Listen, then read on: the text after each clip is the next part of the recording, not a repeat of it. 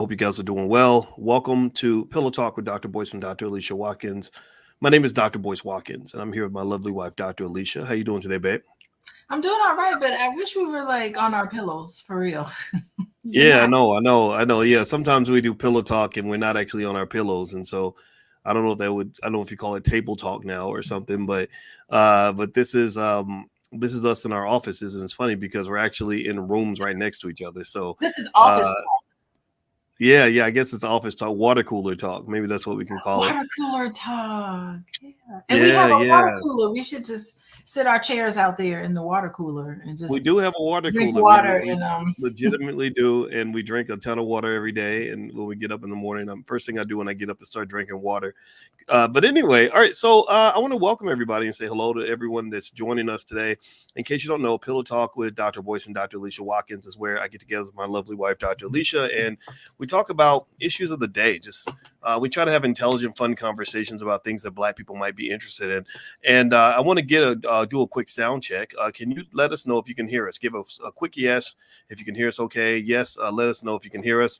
And also, I want you all to know that I am a finance PhD and a finance professor. My wife is a professor of social work and a licensed therapist. So we have some fun little debates about topics, things that relate to love and money, and just anything that makes us think.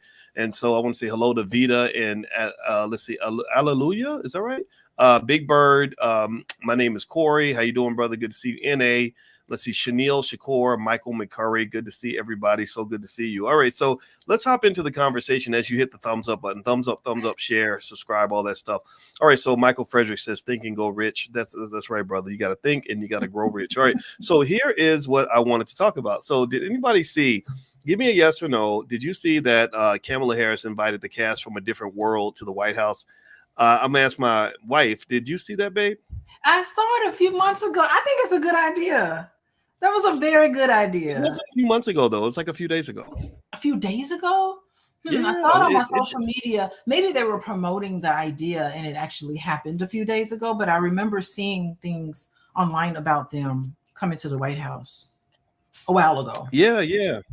It was so Kamala brought the cast of A Different World to the White House, and they had they had a little powwow, I guess, and I think that it was related to the student loan stuff. I think that it was the student loan discussion that kind of led them to bring them in because, as you know, the Biden administration is talking a lot about student loans and student loan forgiveness.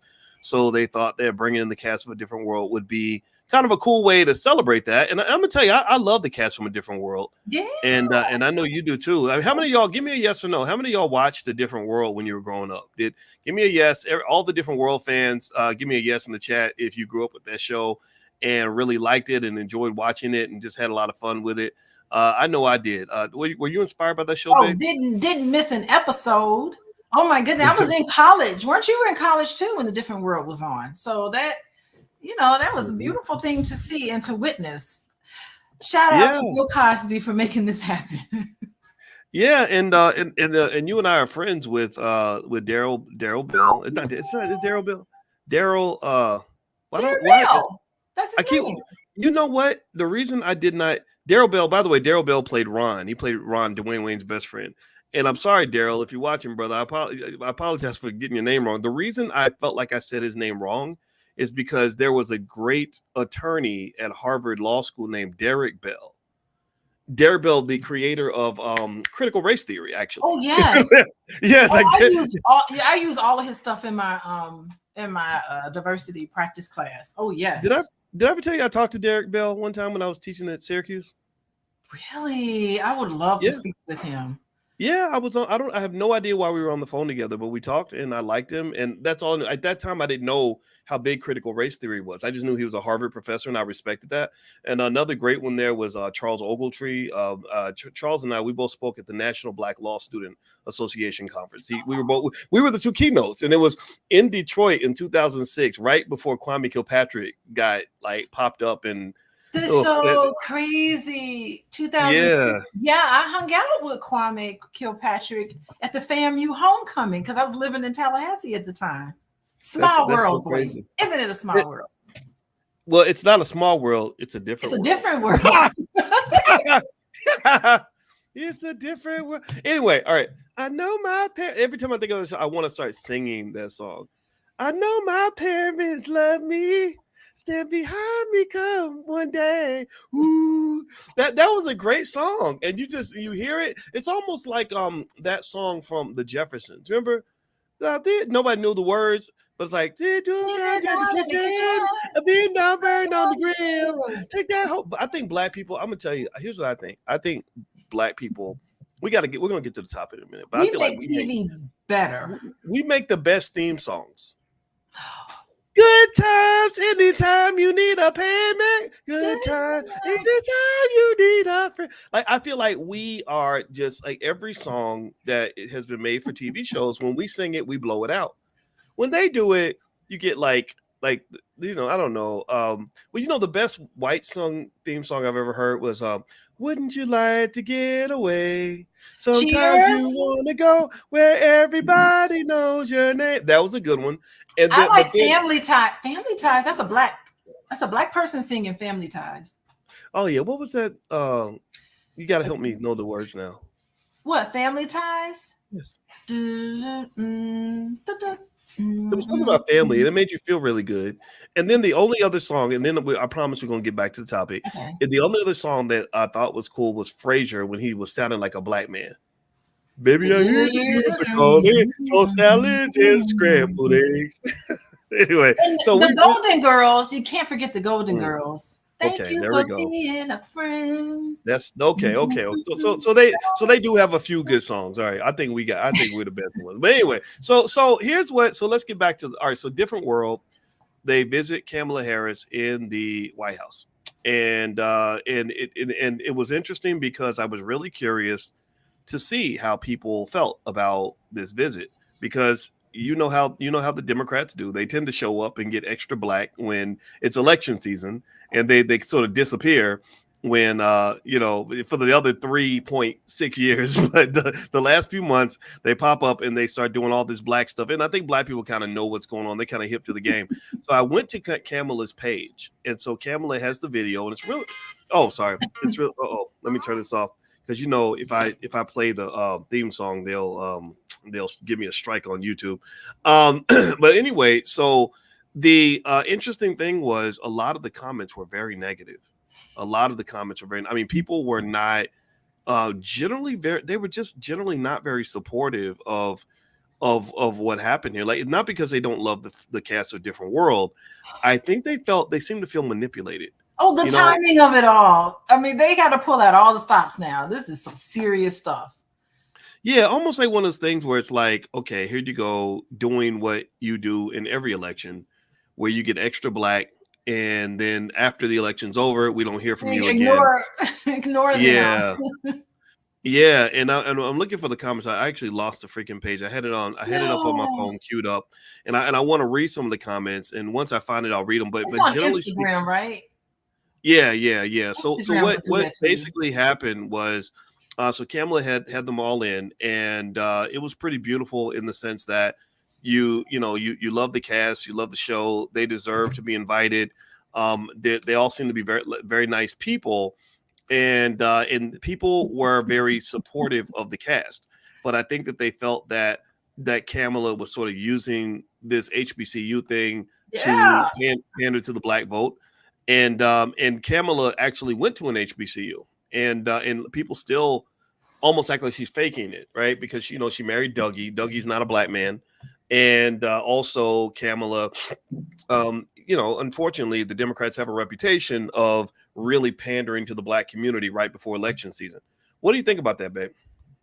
Oh yeah, I mean, come on, Different World casts have been unemployed. Well, some of them have been employed, but a lot of them have been unemployed for many years. And now that it's a couple of months here before pretty soon we got the DNC convention, and then we have the election coming up. And I think this whole thing with Trump is scaring people because he has a lot of attention, and so they're pulling out all the stops.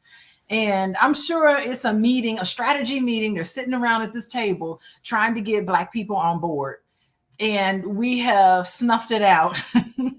And I want to hear Yeah, the comments. Bring the comments up, boys. yeah. Well, you know what's interesting is I'm looking at the page, and basically what she did was they first they just bought the cast in and kind of did their thing, and then a lot of the comments were very much basically accusing them of pandering to the black community and kind of saying, "Oh, you want to be black now," that kind of thing, and really kind of accusing them of manipulating black people emotionally, which I think that we are really we're really vulnerable to a lot of emotional manipulation. I think that the show Different World, it's interesting that we're so emotionally attached to things that don't even belong to us. A Different Yeah. World, even the show, the brands, the characters, all those trademarks and copyrights connected to that show belong to, I think, Warner Brothers. Mm-hmm. And so the idea that we sort of look at that show and we say, okay, that's a black show or that's our show, that right there kind of speaks to this odd idea that maybe perhaps we have to really rethink what ownership really means. Like, how do you really claim something that isn't actually yours? You know, it's like if I date you or marry you and I think that your body is my body and I own you, that's not a healthy way to think about it, I guess. And I almost feel like it's the same way when it comes to television. What do you think? Yeah, I mean, when we were talking to Daryl Bell, we were the first question out of our mouth was what? Where's the Different World reboot? Yeah. What's going on with the reboot? No, they're going to do a reboot of Good Times where they're living in the projects. They're going to Good glorify times, that whole thing. anytime you need a payment. Sorry, they like those black struggle shows, don't they? The struggle shows, but they're not going to do something like, and then you can't reboot. You can't reboot the Cosby Show because it's so tainted at this point. So I You mean, know what? Different World was It the ain't tainted. It ain't tainted for me. well, it's tainted for a lot of people though. A lot of people do Yeah, have it ain't issues tainted for me with Bill because you know Cosby. what? Mhm. Maybe Bill Cosby did some stuff. Maybe he didn't. But But y'all his got to legacy remember is old. His legacy, sorry, boys. I'm not his saying I his agree with legacy. it. Yes. Oh, go ahead, babe. I'm sorry. Oh, I'm not saying that I agree with it, but his legacy, I mean, he was on the top. He was the best of the best, and now he is on the bottom of the bottom. I think he is, poor thing. He's blind. He's really getting up there in years. Looks like his health is failing him, and I wish him the best, but it does not seem like he is able to save his legacy.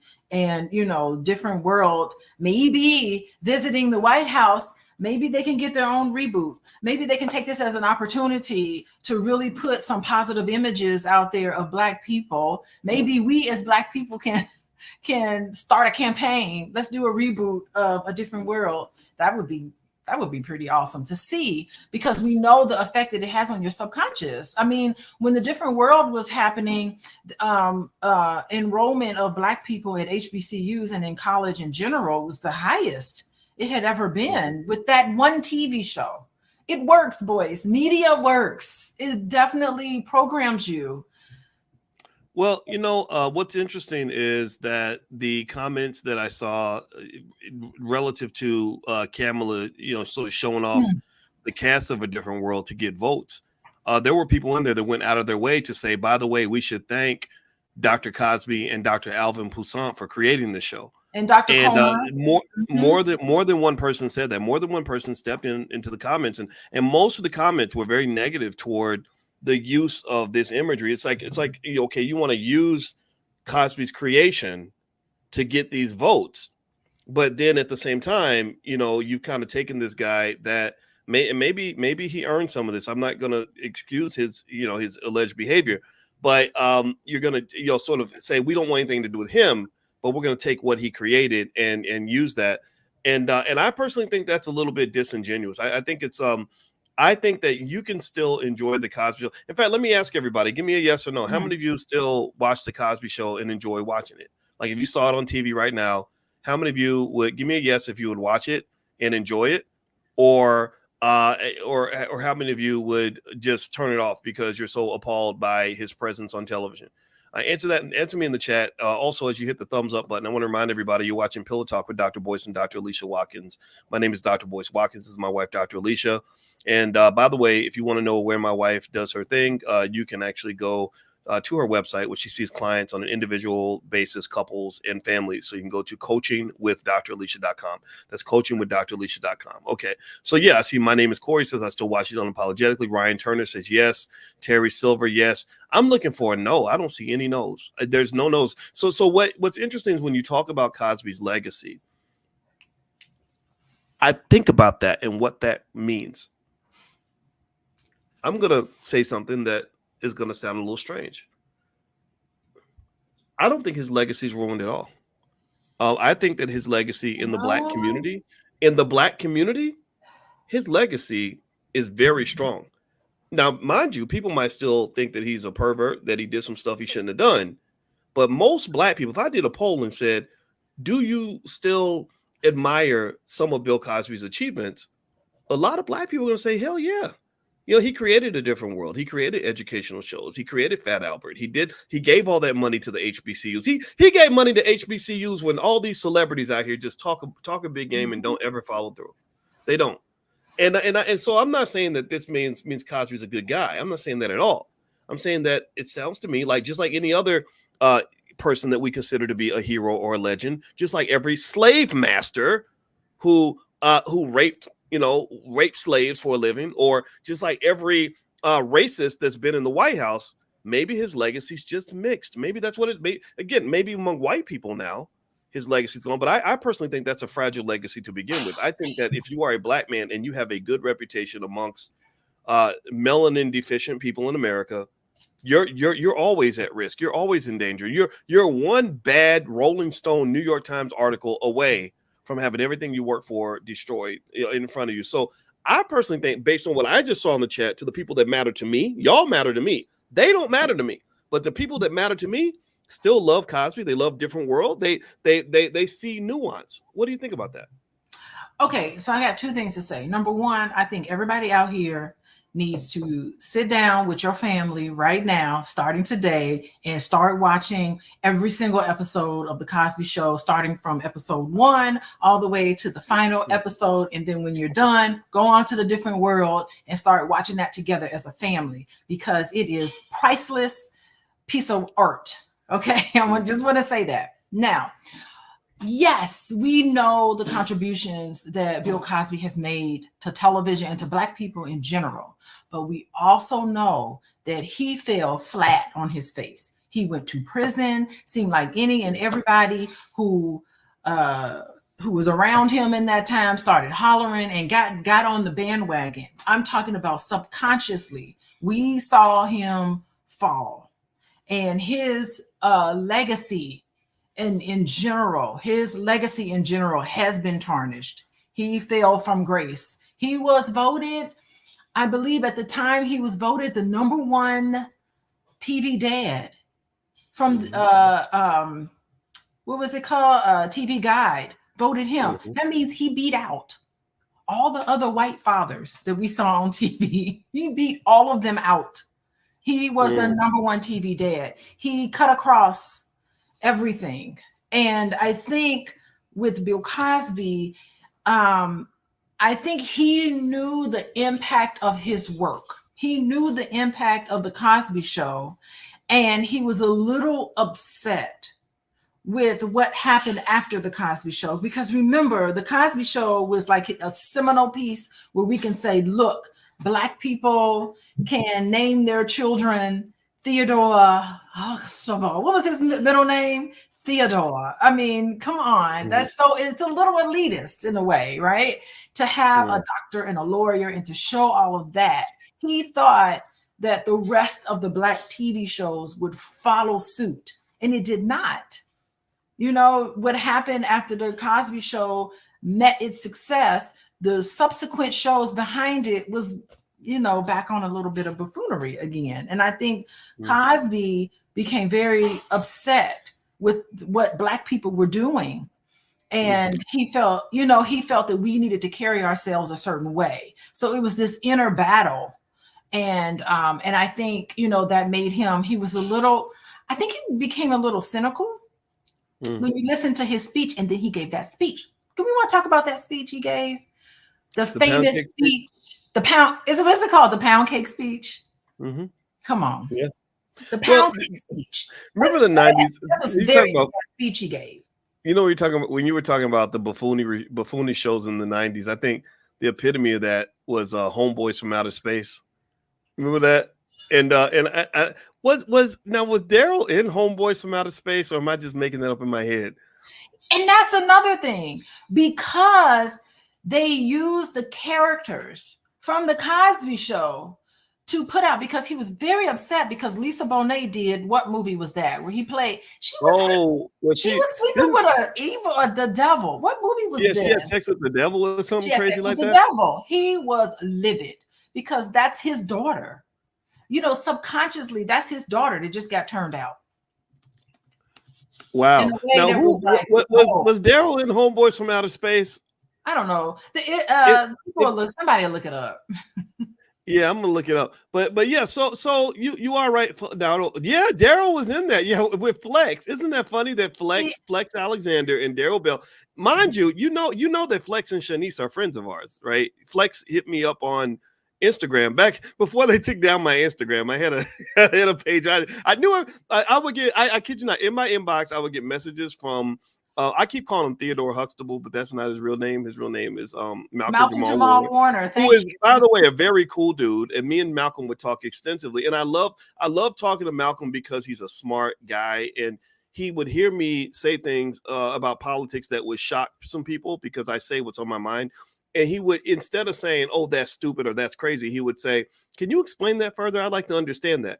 And that's all. I think that's it. I think that's all anybody wants is like, can we just hear each other? You know, like maybe I'm saying something that's gonna shock you a little bit, but I'm not a stupid man. I thought this through. So yeah, but then Flex out of the blue was messaging me because I think he does comedy shows or something, and he was like, "Yeah, you should come to my show when I come to Chicago." I was like, "Cool."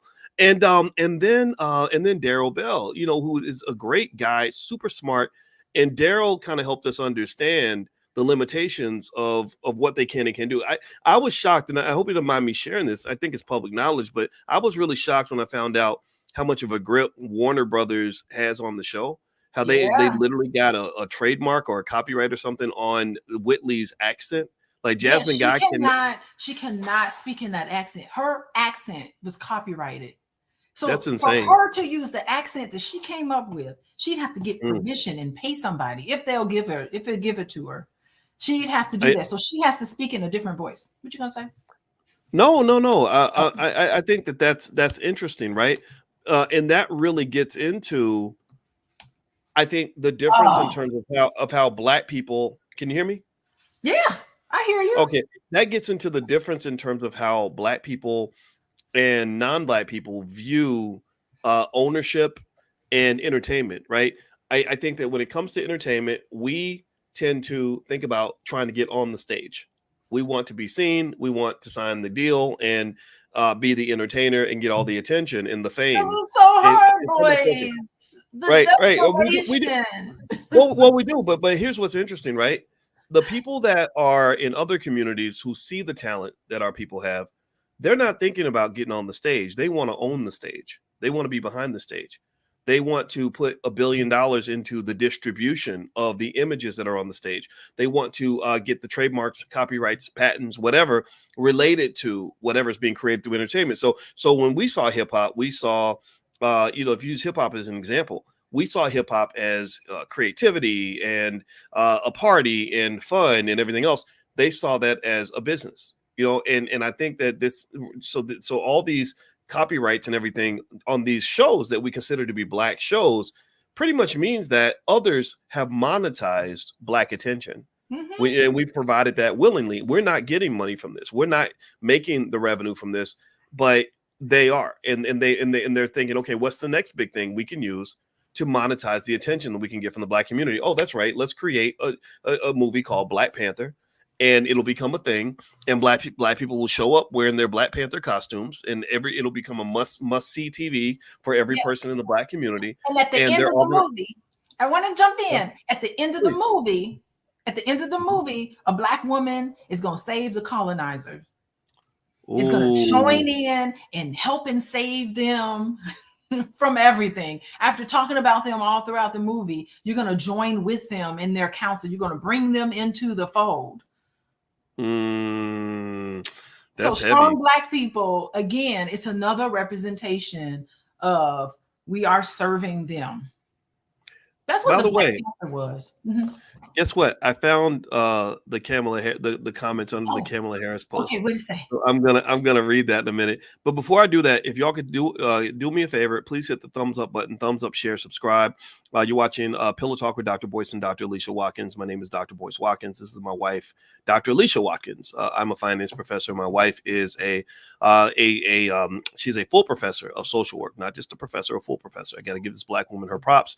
And also, she is a licensed therapist. And so her website is coachingwithdralicia.com. If you'd like to get some free resources from Dr. Alicia on healthy relationships, things like that, and a free e-copy of my book, Financial Lovemaking, you can just text the word love, pull out your phone, text the word love to 87948. And that will also allow us to remain connected and break away from these YouTube algorithms and all that. And we are on Spotify. If you look up my name on Spotify, you'll find us there. But we want to be able to connect with you directly because, as you know, sometimes these paid platforms just disappear, and we don't want that to happen. So if you pull out your phone and text the word love to 87948, you'll get stuff from us, and it will enhance your life. If it doesn't, then that's okay. You can just walk away, but we'd love to make your life better. All right, so let's I'm going to read the comments. So Kamala Harris brought the cast of Different World to the White House, and she was using that to promote the Biden administration's initiatives on student loans. And so I'm gonna just read the comments straight down. Okay, so there is okay. So the first comment isn't so bad. It's from a retired doctor named Negro Damas. That's a great name. He says, "I'm a retired doctor. Y'all need to start doing more TikTok because of the influence it has on young minds. They do not get info from CNN and Instagram. My young niece did not know of the Biden's awesome accomplishments because she gets her news from TikTok. So sad. Okay, that's not bad. But then the next person says that they effed up their show by having Kamala in the video. Like, it was a great video to Kamala appeared. The next person, B. Irvin, says, oh, it must be time to get the Black vote. Let's see. Another one says Cree Summer hasn't aged today. She hasn't. She really has not. Well, you know, she's on Abbott Elementary. She did a cameo on Abbott Elementary. Oh, that's awesome. And then the next comment, I Am Dream Jules says it's election year, so she's Black again.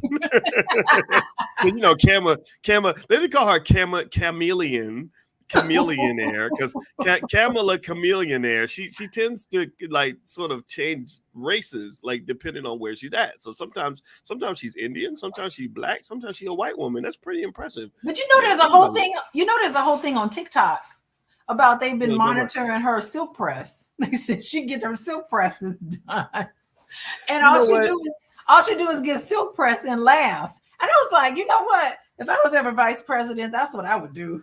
I'd have a fresh silk press every time you saw me. I'd be laughing and giggling because it is nothing.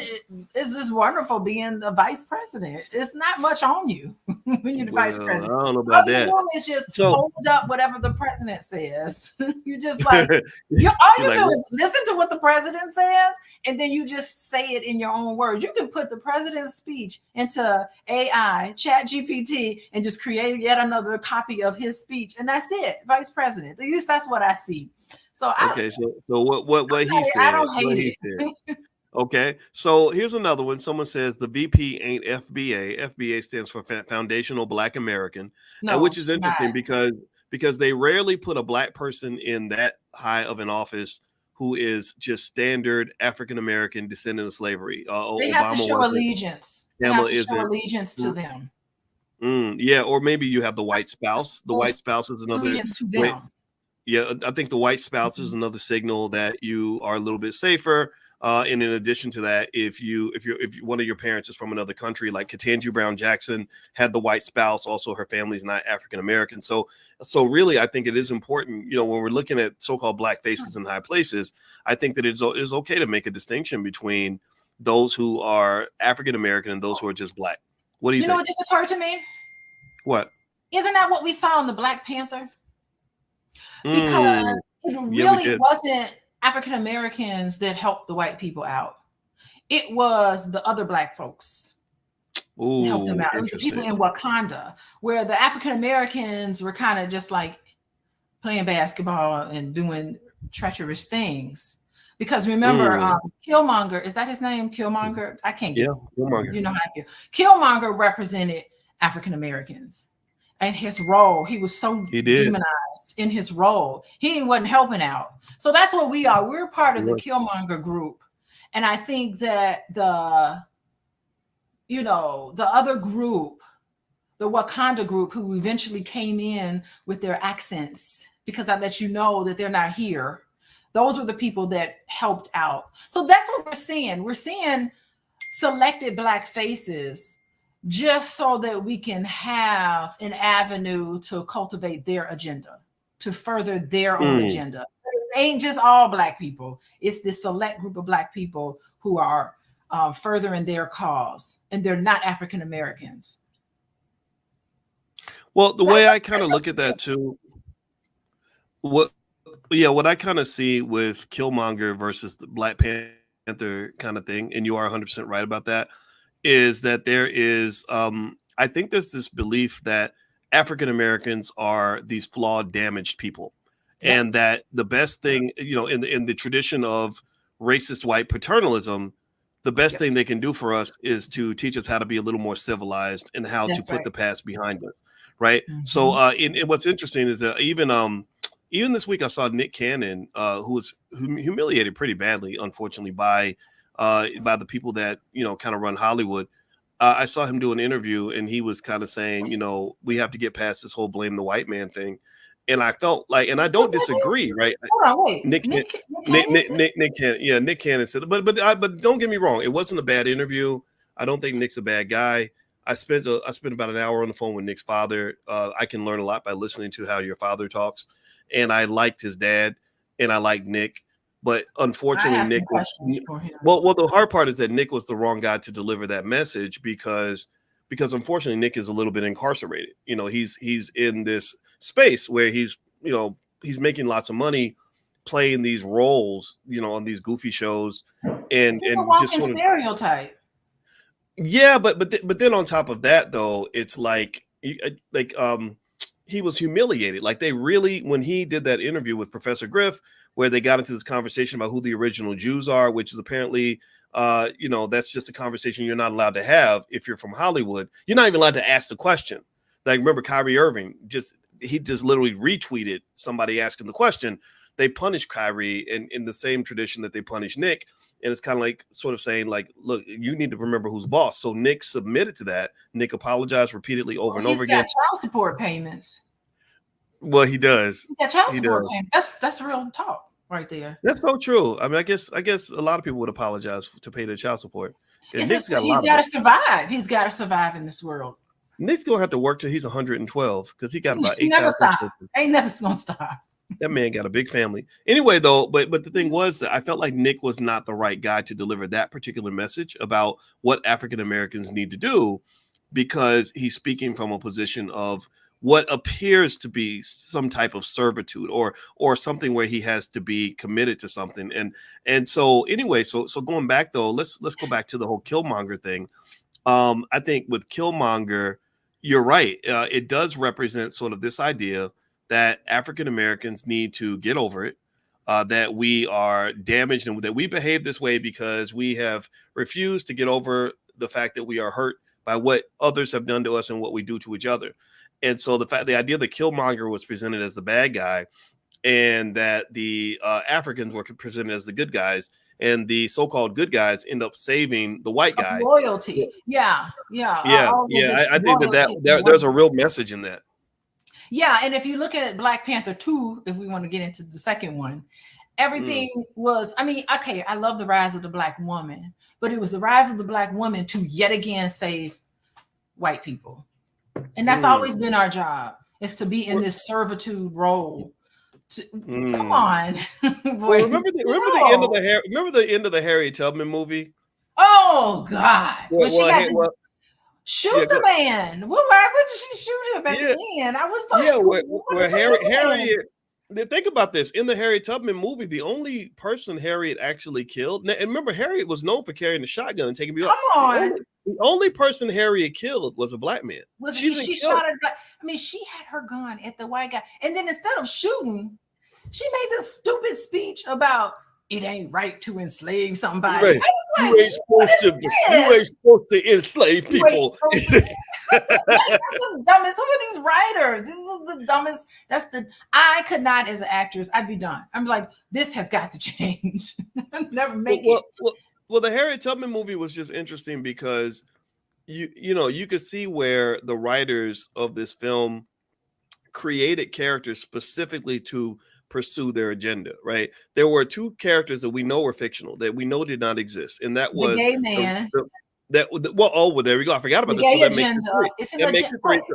Hold on. So there was the gay guy, and remember though. Hold on, but then there was the woman where Harriet Tubman had a scene that was like a woman to woman kind of intimate scene, and then there was the big, angry, dark black man who ends up killing the black woman. And I said, this is so crazy. They literally, in the middle of this film that's supposed to be kind of historically accurate, they create black characters that fit their agendas, and they make the black man the most evil person in the movie, when you've got slave masters sitting on the other side who don't even get punished for what they did. Now, one slave master died in that whole film. You trying to tell me, come on, not one slave master. And this ain't no hate for LGBT, for the LGBT group. This is their month. And I applaud that, because I think that that's a good thing that they have their month, by the way, Boyce. Of course. I just want to say that. But there is an agenda there. And that was the agenda. It's to feminize black men. That's right. Well, go ahead. All right. Well, everybody, you're watching Pillow Talk with Dr. Boyce and Dr. Alicia Watkins. My name is Dr. Boyce Watkins. This is my lovely wife, Dr. Alicia. And if y'all could please hit the thumbs up button, thumbs up, share, subscribe. Also, this podcast is on Spotify. So if you go to Spotify, you look up my name, Boyce Watkins, you can find us there. Also, Dr. Alicia, she sees clients on an individual basis, on a family basis. She sees couples as well. So if you're interested, you can go to coachingwithdralicia.com. That's coachingwithdralicia.com. And she has workbooks on things like financial anxiety, stuff like that. I have a new book out called The 10 Commandments of Black Economic Power. It's a bestseller on Amazon. So if you'd like to take a look at any of those books, feel free to go to drboycebooks.com. And if you go to drboycebooks.com, you can use the code word book club, all one word, and get 30% off anything in the store. So feel free to go in there and fulfill your educational needs. I believe deeply, and I think my wife agrees, that we should educate ourselves and each other. I don't necessarily know if the system is doing its job. So anyway, so we were talking about Kamala Harris bringing in the cast of A Different World to the White House, and she got really hammered by this. And I'm going to keep reading. I'm going to read more of the comments, baby. You want to hear some more of the comments that people made? I do. Yeah, because the internet's hilarious, and and they pretty much funny ones. Yeah, they pretty much went off on her. Okay, so here's some more. Someone said, you're like the special character that comes on 2 times a year on a TV show. Yeah, so a cameo. You just make a cameo appearance. We don't really we're not really interested in it. Just a cameo appearance. Okay. Yeah, so I guess they're saying Kamala only pops up a couple times a year. And then let's see, there's another comment here that says the pandering is sickening. The next comment from Paris Unique Cakes says, girl, you've been hiding. Now you pop out with this. You put too much effort into this when you should have been trying to put out this effort into the United States. Great. This isn't good enough. You still don't have my vote. Another comment is the next one is this supposed to be black voter outreach? No policy, just entertainment and nostalgia. So it sounds to me like there are people who are they sort of see the black community, in my view, almost like a community full of children that want to be entertained, right? And so instead of giving them actual policy or giving them something that we can really sink our teeth into, a conversation about reparations, things like that, it's like, no, let's bring the cast of A Different World and connect them, co-brand them with Kamala, and then make everyone feel like this is important. And I'm gonna tell you that in the comments, it's almost like a revolt. And I'm literally reading straight down the comments. Another one says, child, this is comment after comment. It's not like there's good comments in the middle of the bad. Like all of them were pretty bad. The next one says, child, ain't nobody seen her in 4 years. And she pop back out with that HBCU shit. Nah, I'm good. And the next one says pandering and planning all of what not to do for Black people. The next comment says, oh, let's see. The next comment is, it's so weird how Kamala remembers she's Black only during election years. Let's see. Another one says, let's give Mr. Cosby his flowers for creating this. And I'm gonna tell you, I think that was a pretty heavy comment. Now, Cosby, we talked about him earlier. How did you feel the night? Remember, you know what's funny? This is where I tell you that I don't think. Well, you know, let me just say this. I don't think that Cosby's whole reputation is gone. I think that there are pockets of society. See, what happens is we don't think that we matter. You know, we don't think that our opinion matters. Like, and I think our opinion is the only opinion that matters in certain situations.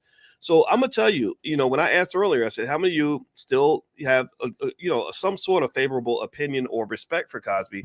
Most of you said yes. You know, it doesn't mean that you think he's a great guy. You don't think he's perfect, but you know, remember that night when you and I talked to Cosby for just a few minutes.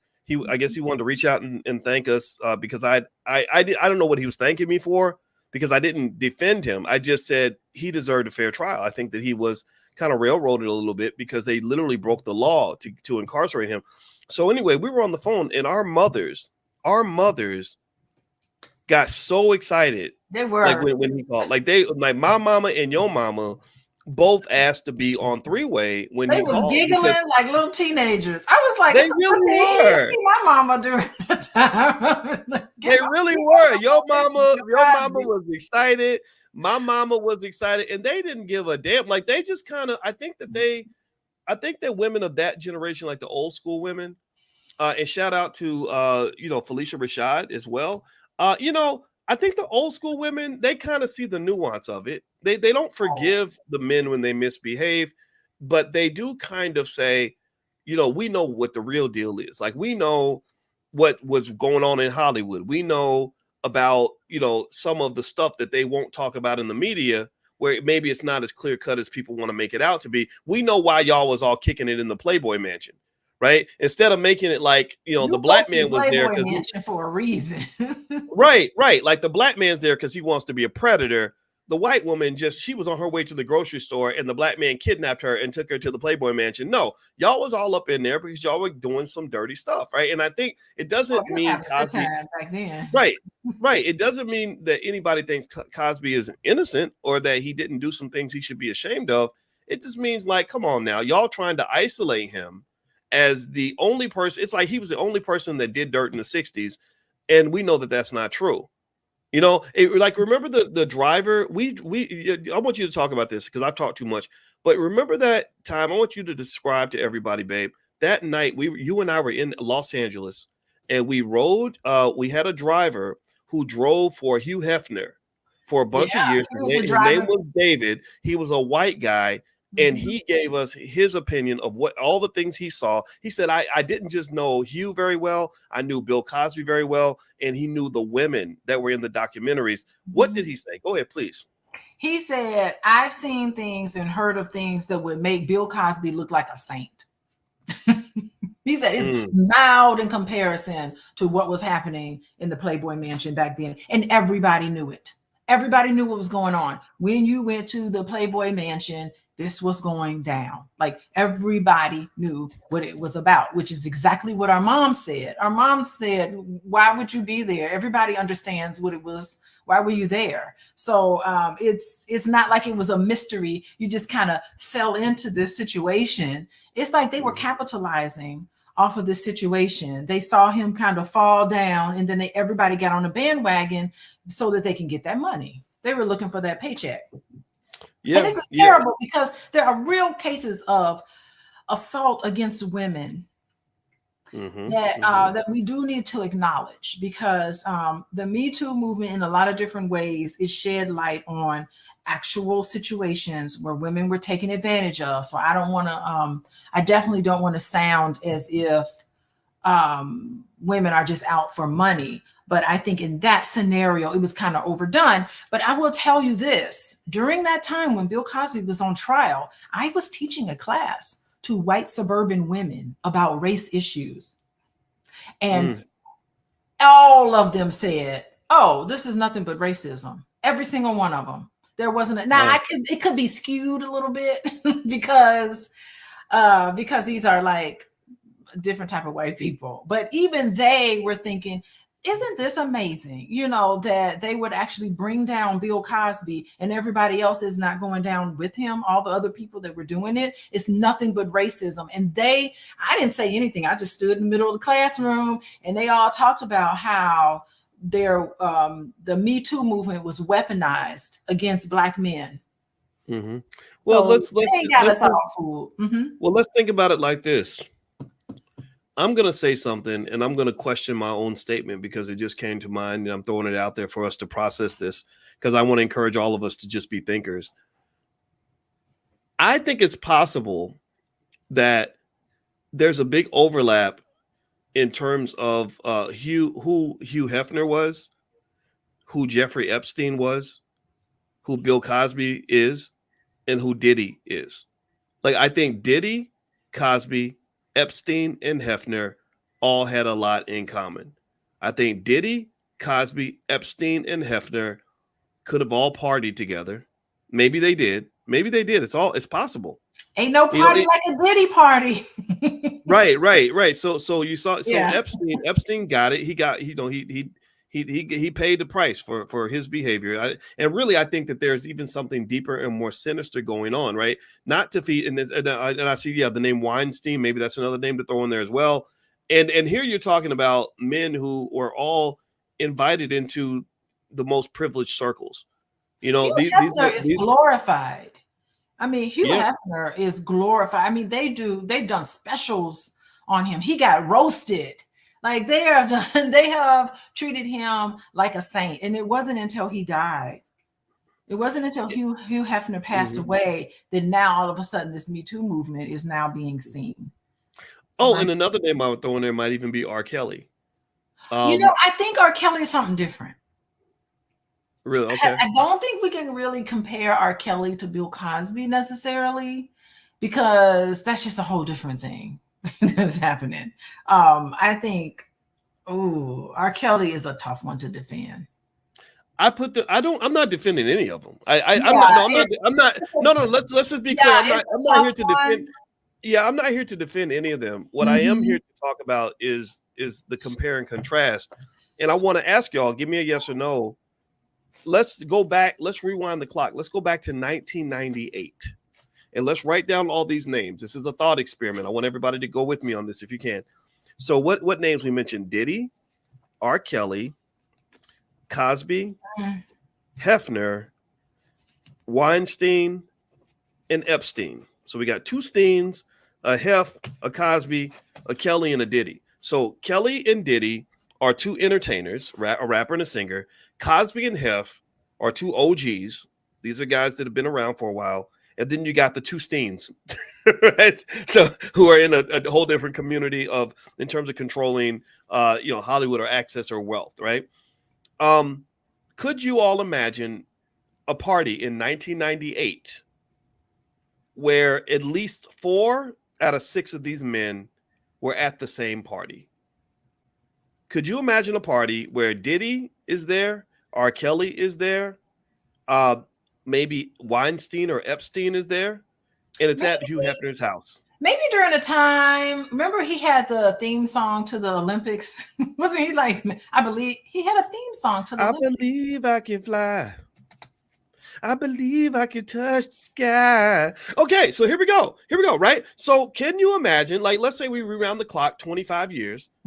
I can imagine Diddy, R. Kelly, Cosby, Weinstein, and Epstein all partying at the Playboy Mansion. Can y'all imagine this?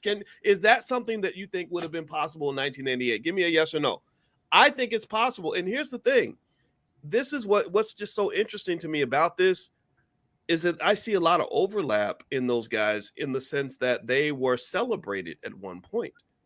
You know, I still remember when the guy from Vlad TV, Vlad, called me to warn me about being friends with Damon Dash because he said Dame cussed out Harvey Weinstein in public, and you just don't do that because Weinstein. I said, well, who the hell's Harvey Weinstein? I don't know this guy. He said, oh, he's one of the most important people in Hollywood. I remember that conversation, and I was like, oh, that's a big deal. And Dame cussed him out because Dame saw what Weinstein was doing with women, and he didn't care. He just cussed him out in public or whatever. But my point is to say that, it's interesting to me that all these guys were celebrated in the 90s, and then in after 2000, they their activities became unearthed because the world changed. And again, I'm not here to defend any of these guys, but here's the point I want to make on this too, though. All these men were readily accepted by everybody all the way to the top, from Oprah to the Obamas to, Yeah. they could go in any circle and be friends. And sorry, I cut you off. Go ahead. No, I was saying, those accusations about R. Kelly, I mean, he had been in and out of court. It wasn't like a secret. He had been in and out of court all the way leading up to this, all of a sudden, public display of what R. Kelly has done. Like, if we were really interested in saving Black little girls who were victimized by R. Kelly, then it would have been squashed decades ago when he was driving around Hyde Park picking up little girls at McDonald's, at that McDonald's right there. You know that McDonald's. We've been there a bunch of times, picking up little girls there. If we really cared about, those little girls who got, well, they did get used. If we really cared, we would have put an end to. He would have been locked up even back then when everybody knew what he was doing. So, well, do you remember? Mm-hmm. Do you remember 20 years ago when you and I were just friends and we didn't know we'd be married 20 years later? And I called you about R. Kelly. Remember that? And I made up that little song where I took this musician, and I wish I could find it, but I changed the lyrics. And I called you, and because I didn't have that many friends. And so you were one of my few friends. You made me think, Boyce. I was like, oh, he's right. But that's it was all about him picking up little girls on the playground. And like she's I think I said she counts with her fingers and toes, and she's this many years old. Right? Little kids go, and you go, how old are you? And they go, this many. I wish I could find it. If I could find it, I'd read it. But even back then, like 2003, 2004, I remember being just really shocked and kind of concerned that the Black community didn't care. Then, you were saying, Alicia, stop listening to that music. And he had the #1 hit at the time. Like, God, I don't want to listen to that music. Dang, this is playing all the time on the radio. He was the guy, the man. Everybody knew. Everybody in Chicago knew what he was doing. Yeah, and here's the thing. This is why I think some of these documentaries where they isolate one person, like he's the only one, I think that it's a bunch of BS, because all these guys, Diddy, R. Kelly, Cosby, Hefner, Weinstein, and Epstein, had a lot of friends. They could go into any circle, hang out with any celebrity, and a lot of those celebrities partied with those guys all night long. Diddy, again, it goes all the way up to the White House. Every single one of these individuals, if I'm not mistaken, every one of these individuals has hung out with presidents of the United States. So I think that it's more like one of these things where, there's some inappropriate stuff happening, but I'm gonna tell you like this: if the conspiracy theorist in me wonders about if I categorize and sort them out, I take Diddy, Hefner, and Epstein, and based on their behavior, it would not surprise me if they did work for the government, because all three of those individuals did things that didn't make sense to me. Like, why would you just have a big house in a big place? Like Epstein had that island. Diddy had his house where people would just go in there and do God knows what. Hefner had the Playboy Mansion. Why would you have this? And they videotape. Right. So that tells you they're videotaping what's happening. Like, I had this. Throwing a party. Okay, we're gonna have a party. We'll have a party for your birthday coming up. Like, can you imagine us inviting people over and ain't no party like a Diddy party? And I'm just videotaping everybody. Everybody gets videotaped. Like, what's the point of these parties? Yeah, like how many of y'all in the chat? I mean, has anybody ever gone? How many of y'all go to parties to have sex? That's what's weird. I don't get me. I know that stuff's out there, and you got the swinger culture and the sex parties and all. Yeah, that's real, and I'm not judging. But most of y'all don't go to a party expecting to just be sleeping with somebody in one of the bedrooms. Like, you go to a party and maybe you hang out, you have drinks, you talk, and then you go home and you sleep with your boyfriend, girlfriend, or wife. You don't, so the idea of that you're even having a sex party is foreign for most normal people. So the fact that Diddy, Hef, and Epstein created a special space, pay attention now, a special space where they said, we want you to just let go. Just come in and just like a Wonka land, like a Disneyland for grownups. where you just come in here and do whatever you want. And then they got cameras set up. Oh, if that ain't a setup, I don't know what is. Let me tell you something. There's a baby. price for fame. And this system that puts you on top, it will chew you up and it will spit you out. And that's what happened to the black men who forget who and what they are and where they come from. And the fact that this system that doesn't need them anymore, they're done, they're useless at this point, and they're spitting them out. And it's rinse and repeat. It's rinse and repeat, boys. It is. I'm gonna tell you something. I think I figured the formula out. Now, I sent you a text today. Didn't I send you a text message today, boys? What did I? Don't be ignoring my text. I don't remember which. I sent you a text message, and I'm gonna tell you something. I think Cat Williams is on to something. Oh, Cat Lord, Williams not Cat Williams again. Huh? I said, no, not Cat Williams again. Cat Williams is on to something when he talked about how they marry these black men off to these, oh Lord. I think he said light-skinned, funny-faced women or something. Light-skinned, funny-faced women. And who is Eddie Murphy now dating? Some light-skinned, funny-faced woman. Well, she's not light-skinned. She's Australian. Well, whatever. That's what they do. And I mean, just these weird photos. There's a bunch. I've been sending them to you boys. And I'm like, what the heck? Maybe. I don't know about that. But let me just say this. I wouldn't be surprised. Hold on. Wait a minute. What? I'm making predictions. Out of all the 6 men, what's your prediction? That's my prediction. That's the formula. I don't know. That's to let you know. I don't get it. What is the prediction? You're not predicting anything. My prediction is we now know who the next people on the rise are going to be. Who? It's going to be one of these black men who are dating these women who are dating these women. Eddie Murphy's a legend already. I don't understand what you're referencing. You're not making sense to me, babe. I'm saying, listen with your ears, boys. These black men.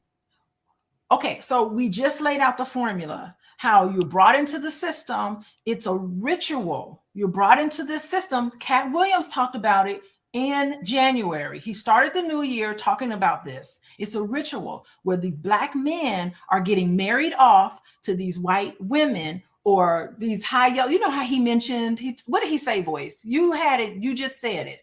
He said light-skinned, funny-faced women that don't talk too much. Yes. And that's what you see.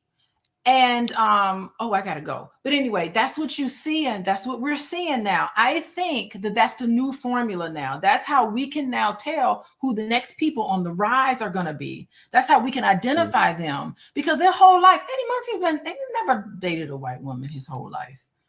I mean, you don't really see him that much. And then all of a sudden, there's a rash of these black men who are just dating these that are. I chalk it up to the fact that California guys don't like black women. That's what I think. I think it's most of the black women I know in California, they pretty much say that the black men avoid them, right? And that's and I would just say, but just going back, I don't know about what you refer, like you and Cat Williams can talk about that one, but I'll just say this.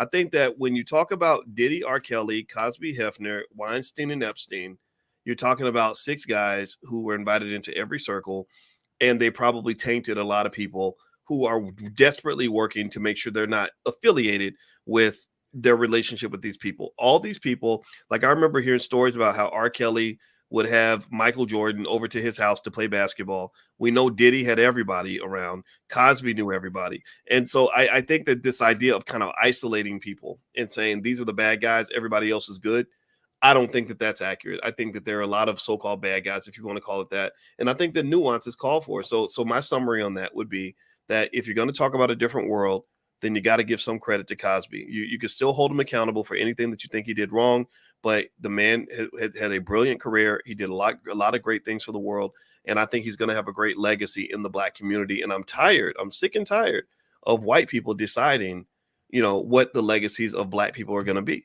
Cosby went out into that world and they lifted him up, and the same people that lift you up can tear you down. But I don't think he did a lot for black people too. So here's my theory. I'm going to lay out my theory here. Okay. I could be stretching it. Just as successful black women have to attach themselves to white men to get their good nigga sticker, for the lack of of a better term. So do black men. Black men, Yeah. it's not good. You're not going to see the rise of a black man and a black woman together in their system. That's what I'm Typically saying. not. You're not going to Typically get a not. rise. You're not going to get the rise. And I don't know how Denzel Washington has been able to. I think Denzel Washington, I don't know how he's been able to escape it. He's been pretty squeaky clean so far. But you're not, for the most part, this is my theory, and we can test out this theory. You're not going to see the rise of a black individual unless they're hitched on to somebody who's white. That's my theory. I mean, I can see that, right? I look at it as like you're traveling down the road, and if you have a car, you can go further, and you can go faster.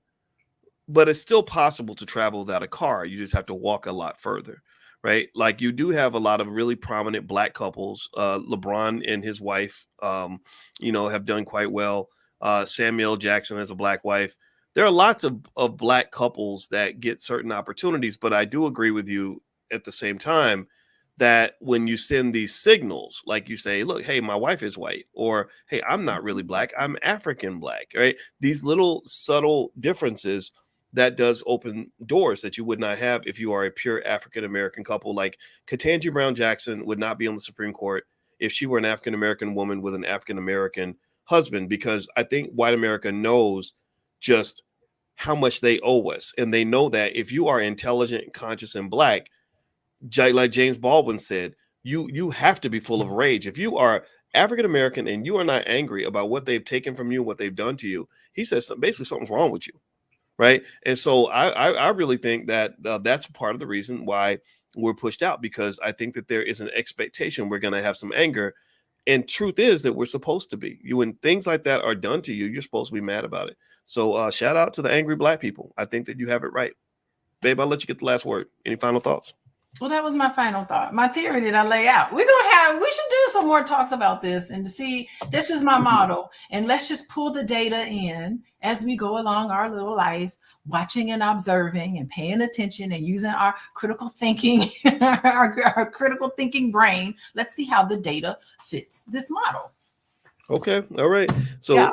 So we can have a show, Conspiracy Theories with Dr. Boyce and Dr. Alicia. How about that? All right. So I want to say thank you very much, babe, for hanging out with me. You can follow Alicia on Instagram at Coaching with Dr. Alicia. And her website also is coachingwithdralicia.com. So if you're looking for a good therapist, she can help you. I don't know how much space she has on her calendar. You're pretty busy, I know. But you guys can go check it out. She also has classes and workbooks and things like that. We're all about healing and making yourself healthy and having healthy relationships, and also about black people loving each other. That's what we believe in. That's what we like to do. And also, if you want to get free resources from Dr. Alicia, you can text the word love to 87948. Text love to 87948. We believe deeply in the strength of the black family as a key and critical element for black success and prosperity. So we don't hate anybody. I don't hate white folks. I have nothing against any other group, but I just love myself and love my people, love my family, and love my woman. And I ain't nothing wrong with that. And I ain't never gonna apologize. So they just be waiting for the apology. By the way, so tomorrow morning, don't forget, we also do economic awareness training where we help you to elevate economically. So if you are into economic elevation and you want to join us tomorrow morning, the class is totally free. We've trained millions of people on how to get your economics right. You know, my PhD's in finance. Just pull out your phone, text the word morning to 87948, and I will send you an invitation to join us tomorrow morning at 10 a.m. We do this every morning at 10 a.m. Eastern. So text the word morning to 87948. Or if you live in another country and you can't do the text thing, just go to drboyceelevate.com. That's drboyceelevate.com. And G Love says, shout out to Constance Carter. Yes, that is another person that we love. So thank you all for hanging out with us. We'll be back again soon. Make sure you subscribe and thumbs up and all that stuff so you'll be connected. And we'll let you guys know when we do another one of these talks. So take care. Love you. And thanks again, babe. Talk to you later. Bye-bye. These demons through life and how you can work through these things. Remember when I was mentioning to you all that undiagnosed, untreated trauma is, in my view, the greatest impediment to black wealth, because to build economies, you need trust, and traumatized people cannot trust very well. Traumatized people also can't even trust themselves. They don't come through for themselves as well as they could otherwise, because when you have all these extra emotions you're carrying around, this extra baggage, it really makes it difficult for you to reach your fullest potential and become the person that you're supposed to be. So this is one of the reasons why I think even with our kids, we want to work very, very hard to help them shape their identities and at an early age, so that they don't have these impediments that keep them from becoming their very best selves, right? So I personally think even things like racism, I know that racism in Kentucky, growing up as a black kid in Kentucky, really sort of gave me a weird inferiority complex that I was constantly fighting, where I would be shadow boxing. I'd be fighting battles that didn't even exist because I was so traumatized by this idea that I was going to be treated differently just because I was black, and I know that even as I got older, there would be situations I would walk into where I didn't feel comfortable, or I was dealing with all these excess emotions that kind of blocked me from being able to really just do my thing and to react to things in the right way, in a measured way. It's like when I was teaching at Syracuse University, I remember dealing with white kids, and it sometimes conflicts would emerge because maybe I'd get offended by something somebody said or whatever, instead of me just dealing with the issue. Now, I think that we might have, speaking of dealing with the issue, are we back? Do we have audio? Yes, I have audio. I figured it out Okay, quickly. great. All right, very awesome, very awesome. All right, Okay. so babe, why don't you tell them who you are, what you do? I assume most of y'all know this is my wife, Dr. Alicia Watkins, and I'm going to mention this really quickly. My wife is a not just a therapist. She is a therapist that trains other therapists, so she's really good at what she does.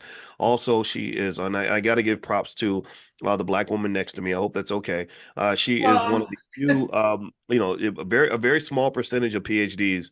First of all, only less than 1% of the population has a PhD, and that percentage is even lower when you talk about people that look like us.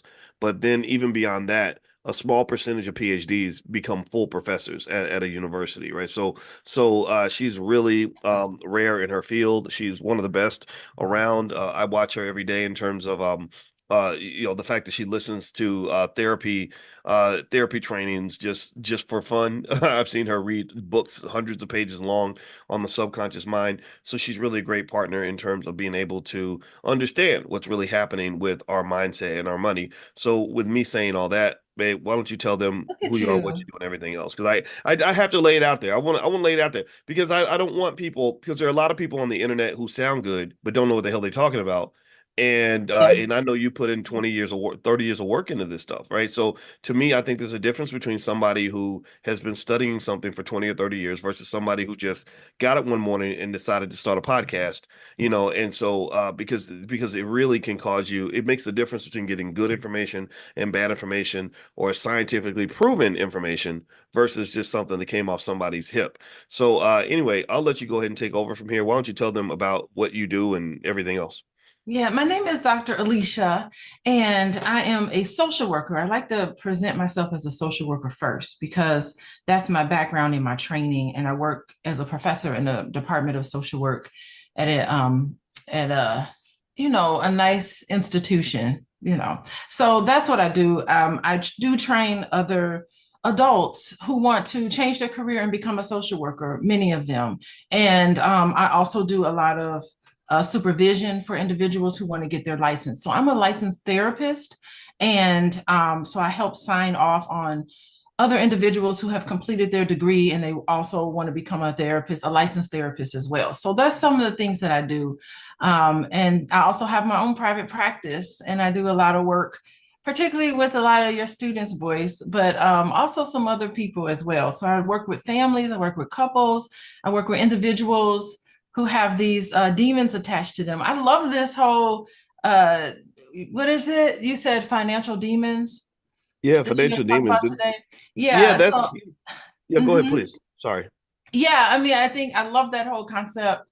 And, I'm not going to say demon in my practice, but I mean, that's essentially what we're doing. How do you get rid of demons? Like, what is it? The exorcist? I Mhm. should be like the priest and the exorcist to get rid of the demons inside of you. So, I love Yeah, that. I love that whole yeah. Well, concept. yeah. Well, let me lay this out. I don't think I've never seen that term financial demons used in any other setting, in any textbook or anything.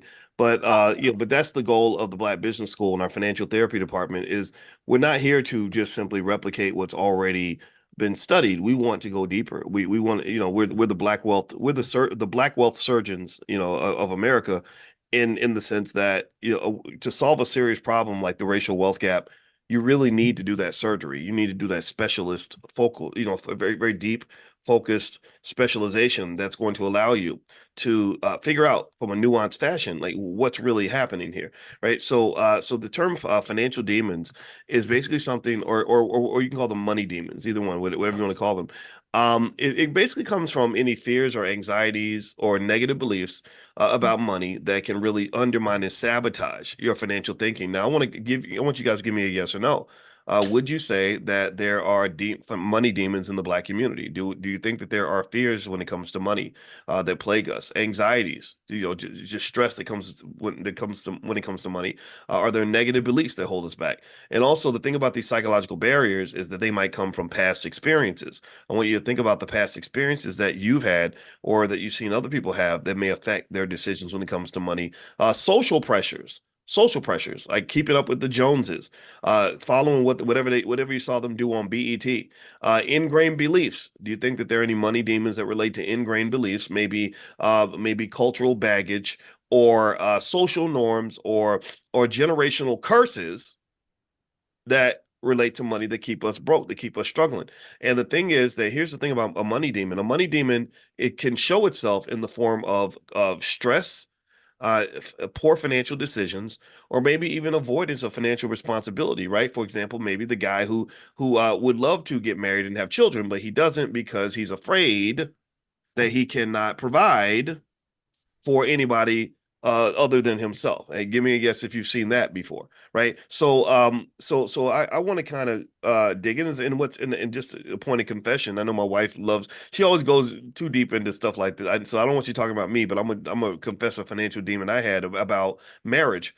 When I was 28, I met a nice lady who was older than me, who was financially secure, and I did not pursue the relationship because I said I'm broke. I only I only make $1,000 a month, and she was making probably $10,000 a month, and it made me feel very awkward. She had her own house and a nice car and all that, and it made me just feel like, gosh, this is not cool. And I don't think that was her at all. That was really me. Now, mind you, I'm glad I didn't marry her or date her or anything because I got to marry you. But still, like, I think little financial demons like that are things that we kind of overlook in terms of sort of seeing how our relationship with money shapes how we make decisions.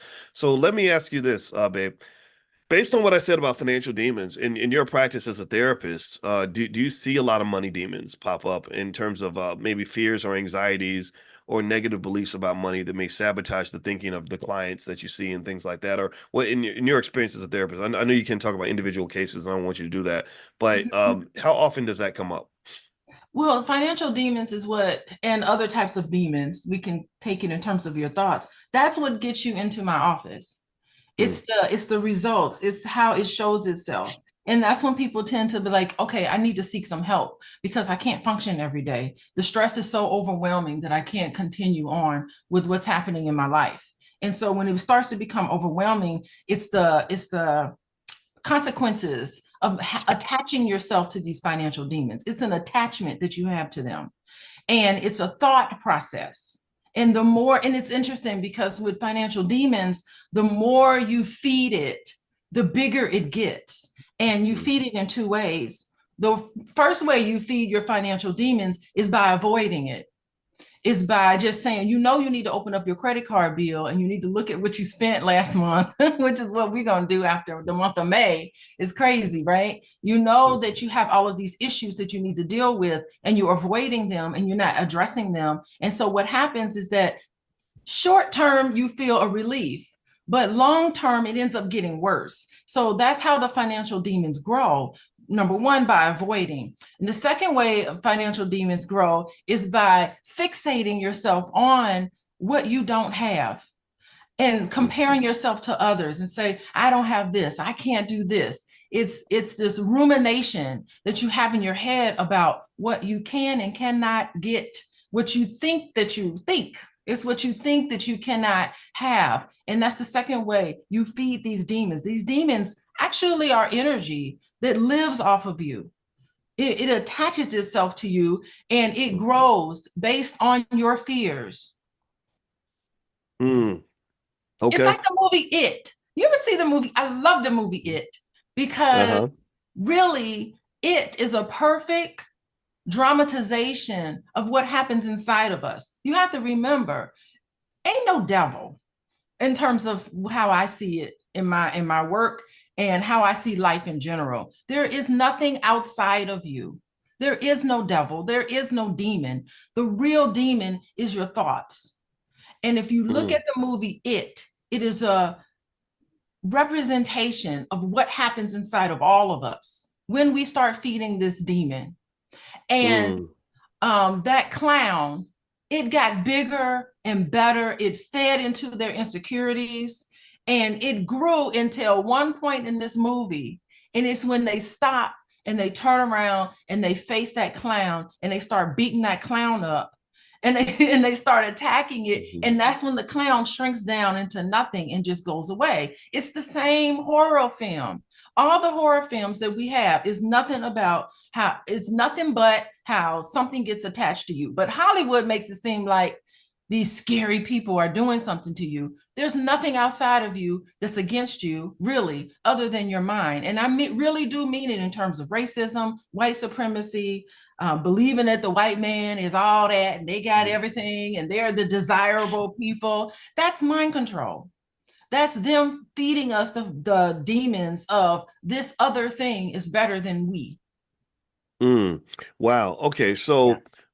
So one of the things I'm gonna lay out a theory here is one of the theories I have is that based on what you're saying and based on, movies like It and stuff like that, or maybe the movie Smile. You and I saw the Smile, movie yeah. Smile, which Smile's a really creepy movie where basically people you would witness somebody like doing something crazy like cutting their own throat with a big smile on their face and they'd be doing this. And it was a real creepy thing.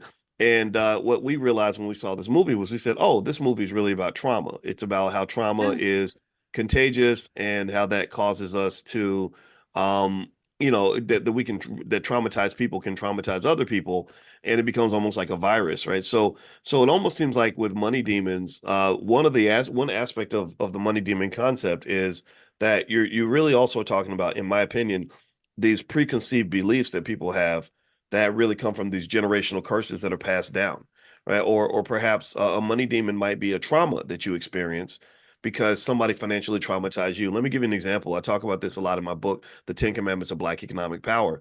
When you loan money to somebody that you trust and it's your cousin and you give them your last few dollars that you had stacked up to pay the rent or the mortgage, and your cousin just ghosts you or disappears and doesn't want to pay you back, and then every conversation becomes awkward after that. They yell at you and cut you out when you ask for your money back, and then so at the end you lose your money and you lose a loved one. That's very traumatic, and I think that can become a demon, because the way I see that demon manifest is people, they transform. It's like the demon possesses you now, right? You used to be Mr. Loving and trusting, and I want to help everybody. Then you become, nah, this is why I don't loan money to relatives. I don't care. I don't care what's going on with you. I almost feel like that's a transformation, right? Almost like a demon possessing you. I mean, what do you think, babe?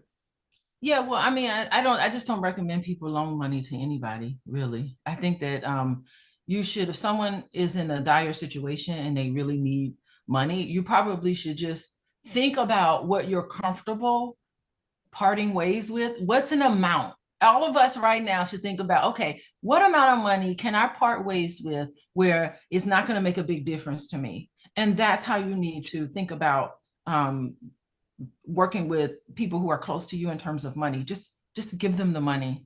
Just say, enjoy Mhm. yourself. I hope everything is okay, because listen, when you start you loan somebody money and you see them walk around with a new pair of shoes on, it's always going to create a dynamic. It's going to be like, okay, so this person can't give me back my money, but they can buy a new pair of shoes. Just it's always, I recommend just try to avoid loaning somebody money anyway. But think about that.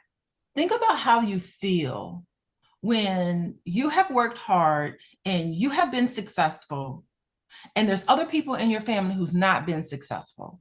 I mean, that's also a money demon as well, because there's this guilt that comes that you feel like survivor guilt, and you have made decisions and you have decided to structure your life in a way where you have success, but you don't understand that you worked really hard for it. It's not luck that got you where you are. It's, for many of us, it's hard work.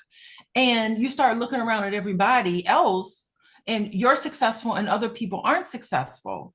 I mean, that's exactly, those thought process is also can be a financial demon as well, because you think, why me? Why am I so successful and other people aren't? So that, and you see it with a lot of celebrities, and definitely you see it with a lot of, especially when you talk about athletes who grew up in the neighborhood where it was a lot of poverty, and they become successful and they bring all their friends along. Now, it's okay to deal with it that way as long as you have good boundaries there. But it's other people who need to work just as hard as you. And they also need to, also show and prove that they have this, this ability to be able to come up with you. So I think it's beautiful to come up, bring everybody who's available and who's willing to do the work, but you still have to do the work, and there's no substitute for that. Well, it's funny, and I think this is a good opportunity for you and I to see things from different perspectives. First off, when you said use that word recommend, like I recommend people do this. I One do thing I recommend. always, That's just one my thing recommendation. well, no, one thing, yeah, one thing I always tell everybody is I don't give financial advice. I don't, because you have to have a license for that. But then also, I don't want to tell you what to do. I'd rather establish a framework for you to use to make decisions. And I want you to just make sure when it comes to taking risk, because everything's risky. Money's risky, love is risky, trusting people is risky. And where I believe, where I find that people tend to be the most upset, at least I am. I know the times I'm most upset is when I was taking a risk I didn't know I was taking a risk with. I was going into something where I didn't know what it was. It's like if you're dating and you're expecting a relationship to lead to marriage, and the other party thinks it's a one night stand, then the problem is not so much whether or not a one night stand is better than a long term relationship. The problem is that there was a misunderstanding. People didn't know what they were getting into, and I bring that up because when I think about loaning money is an important part of a functioning economy. You have to loan money for an economy. If the banks all stop loaning money tomorrow, the entire US economy would crash in a way that was permanently damaging for the next 40, 50 years. Like if all the banks just said, we quit, we scared, we don't want to loan money to nobody because y'all don't be paying nobody back. Um, the economy would not function anymore. You have to have lending. Whenever you look at wealthy families, when we were talking about that segment of India where they own all the hotels, 40% of the hotels in America, they loan each other money. They do. The difference is that they have a code of conduct where they have a process that they go through. If you don't pay somebody back, you don't pay back cousin so and so, oh, they're gonna come get you for that. You're gonna have to deal with that. And so to me, when I think about loaning money, I look at it as obviously you shouldn't loan money to everybody, and then also you have to know what you're getting into, right? But Because that's not because a personal loan. What you're talking, I'm referring to personal loans. What you're referring to is like business loans, and I think that's different. You should I, make a different. I do agree with that. Yeah, I agree with that. You're right. You're right. But yeah. what I will say too, though, is here's where I'm gonna definitely agree with you about loaning money. Why you should be skeptical about it. Remember this: most of us are pretty much products of our habits. Our life is a manifestation of the choices you make, the habits you have, and the way that you think. Like if I weigh 400 pounds, you can look at me and pretty much guess what my eating habits probably are, right? Most of the time, right? It doesn't make, I'm not dissing anybody, but that's just true. Or if I'm in really great shape, you can look at me and see, or if I live in a big mansion, you can see that I probably did something financially that got me in that mansion. So when you see a person, and how many of y'all, give me a yes or no, give me a yes in the chat if you can think of a relative who always has financial problems. Give me a yes if you know, if you think, I want you to think about that cousin who always is behind on the rent. who's And don't always go up to them. Don't go up to them and say you got financial demons or money no, no, demons. no, no, Don't no. I'm say not that saying to that. No, no, no. people. But let me finish this. Let me finish this in that. Let me finish this Uh-huh. analogy. Then I'm gonna hand the ball back to you, babe. I want you to give me a yes if you can think of that cousin who's always behind on the rent, who's always an inch away from being evicted, who's always got a trauma story, a scary story, who's all and doesn't even know that their role in the process. It's always somebody else's fault. It's always temporary. It's always just this one time, right? And so really, to your point about not loaning money to people, you got to understand that it was their bad financial habits and choices that got them to where they are right now. So, by definition, to some extent, at least 8 times out of 10, when you make that loan to that cousin who's always struggling financially, that is a bad loan because that person in your mind should have bad credit because you can see that they're making bad choices. So your odds of really getting your money back are probably much lower than you think, but maybe you can't see that because they sound so convincing when they tell you it's just this one time. I'm gonna pay you as soon as I get my check on Tuesday, and it's really Uncle Rerun's fault. I don't have any money. So my point is to say that's where I agree with you. That maybe in that situation, again, it's not me telling you not to do it. It's me saying make sure you know what you're getting into. So if I know I'm loaning money to a deadbeat or who doesn't know that they're a deadbeat, I'm not going to tell them they're a deadbeat. They're already feeling pretty bad. I don't want to make them feel worse. Then I might loan that money knowing that it's a gift. So you say, hey, I need $1,000 by Tuesday. I might say, okay, here's $150. Here's my contribution because I'm not prepared to give you $1,000 or $500 or some number that's really going to set me back. And I think that's where the trauma. And you can give me your thoughts on what I just said, babe. But I think that's where the trauma kicks in is where you loan that person an amount of money you're not comfortable giving away, and you need that money back, and then they don't deliver, and then you're scared. Now you're the one who's financially unstable because you were Hmm. climbing up a ladder. You reached down to pull them up, and they pulled you off the ladder. So now you're freaking out because now both of y'all in financial trouble. That's what I've seen happen many times. What do you think about that? Yeah, that's so fascinating that okay, so I'm gonna put my I'm gonna speak from the position of the lender, of the person who has seen the heartache in another individual. They've connected to that and they've decided that they need to be the hero in somebody else's story. Mm, They themselves feel like they need to be the hero in someone else's story. So, in that sense, the loaner, the individual with the money, is in a up position. And then they feel like I can help this person out, not really to help that person out, maybe, but also it is a feel good moment for them. So there's a lot of individuals who use their money and their position of power, not necessarily to help that person, because sometimes you cannot help somebody by opening up your checkbook. Sometimes when you look at situations and you see somebody in these dire situations, you cannot help them by opening up your checkbook and just writing a check. If you could write a check and help people out of their misery, it would be so much easier. It depends on how you look at the situation and how you assess the situation, because sometimes other people's sort of issues is a way where you can jump in and be the hero so that you can feel good. So you really do, it's a dynamic process. You really do need to think about what is driving your behavior, that you feel like you need to save everybody. And mm, ultimately, nobody can save anybody. And I hate to put it that way. As a therapist, I want to say that I can help save everybody, but I really don't think I can. I know that what I can do is I can help people.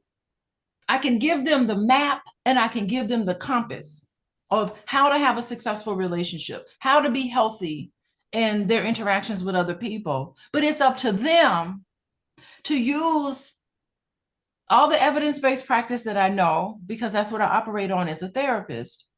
They can use those things. They have to, outside of the sessions, do the work. They have to decide, okay, I'm going to make a change and I'm going to face this demon, because all demons are negative thoughts. I'm going to face my negative thoughts about this situation. I'm going to look at it directly and I'm going to shrink it down, Face it directly. Someone wrote in the chat the shadow side. They're spot on, whoever that person was. I can't remember their name, but that's the shadow side of you. And when you avoid and when you fixate on things, that is when that shadow grows. But when you start thinking about not what you don't have, but what you do have, and address that, that is what grows. I don't know. Should we call it a financial angel? Maybe money angels. Money angels all around you. Abundance is around you, but you have to see it in your everyday life. And you have to empathize with other people who haven't quite gotten there. So I was saying that, interrupting you. I'm sorry to say, you don't talk to somebody and say, you got a financial demon. That's not what you do to other people. Because the point of this the point of this on Sunday morning is not to save anybody else. The point of this is to use these tools that Boyce talks about every morning, is to use these concepts and incorporate it into your own life. That's the point. You can send people the link and ask them to join, but it's up to them if they're going to click on the link, if they're going to listen to this, if they're going to incorporate all of this into their life. Well, okay. So, by the way, I want to mention to everybody that we're talking about money demons today, and money demons are pretty much any sorts of fears, anxieties, negative beliefs about money that sabotage your financial well-being. In fact, let's do a quick poll. I want everybody to give me a yes if you can think of at least one money demon that you may have that keeps you from reaching your goal. Give me a yes if you have one fear that's really held you back. Give me a yes if you have maybe some anxieties that hold you back. Give me a yes if you have some negative beliefs about money that were passed down to you that have held you back. Maybe, like for example, you should go to college and give $200,000 away of your money, so you can get a job that you hate. Again, I'm not saying that this happens to most people, but this is one belief that maybe should be adjusted a little bit. Not because college is bad, because I don't think it's bad, but because maybe that isn't giving us what we want. Also, I want you to give me a yes if you have some sort of psychological barrier that maybe comes from a past experience that involve money, maybe a past trauma, maybe something related to society pressures, pressures in terms of what you do with your money, how to use your money. In fact, I'm gonna lay this out, babe, and I want you to kind of take this in the direction of one limiting belief about money that plagues a lot of people. Have y'all? I don't know if y'all have ever heard me talk about this, but I brought it up a long time ago. One time on SNL, they did a segment called Black Jeopardy. And my wife is laughing because she knows how it just irked me so bad. And they had Leslie Jones, the comedian, and she was on this show called Black Jeopardy. And in Black Jeopardy, I remember they had two black people and a white guy. I think the white guy was Tom Hanks. And so if you remember, in the show Jeopardy, what they do is they ask you the question and then you give the answer. So the question was something like, they give you the answer and then you state the question. That's what I meant to say. So the answer was, your boss wants to take $50 out of your check every week for your 401k. And I think Tom Hanks was, the white guy's like, you say absolutely or whatever, right? Like you put, you want to invest. And Leslie Jones goes, and she says, you better give me my money so I can buy me some scratch offs. And that was really, it didn't make me laugh, right? I'm sure people thought it was funny because they're like, yeah, that's what black people be doing. We be spending our money on scratch offs. Yeah, well, that's why you ain't got no money in your 401k, right? Because somebody told us that makes sense. But they're kind of positioning us for a lot of long-term financial anxiety.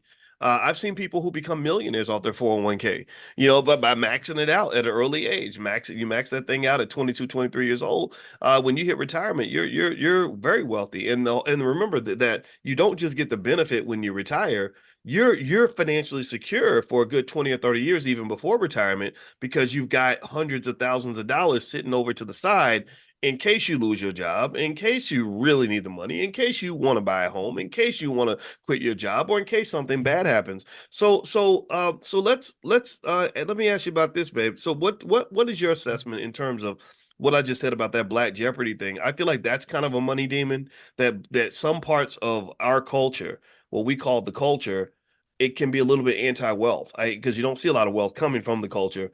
What do you say to that?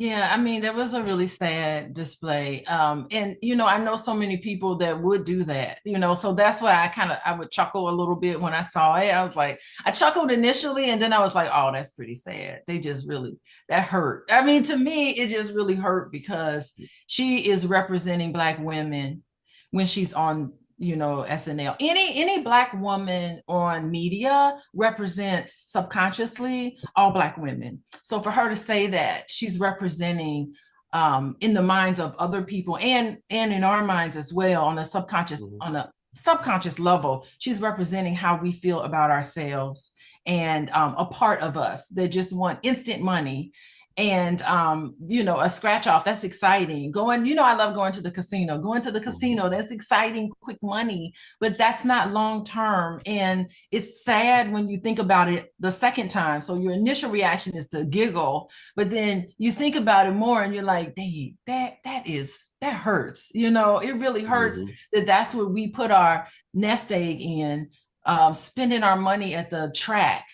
I had an uncle who would be at the track all the time, spending his money. I Mhm. mean, if he had invested, he would have, before he passed away, he could have left his kids some money, Mhm. some actual money. And it's Mhm. sad because that is a money demon in our culture. And it's so fascinating how money demons are really just negative thoughts and beliefs about money and thinking that we don't have enough and thinking that we can't do enough. And money demons is also in how we spend. You see it in how we spend. We want to have social approval and respect of others. And unfortunately, we live in a culture where you are respected if you have, and not only that if you have money, but if you spend it in this elaborate Mhm. sort of way, you get this social approval and respect. And that's Mhm. the thing where that's the sad part about it.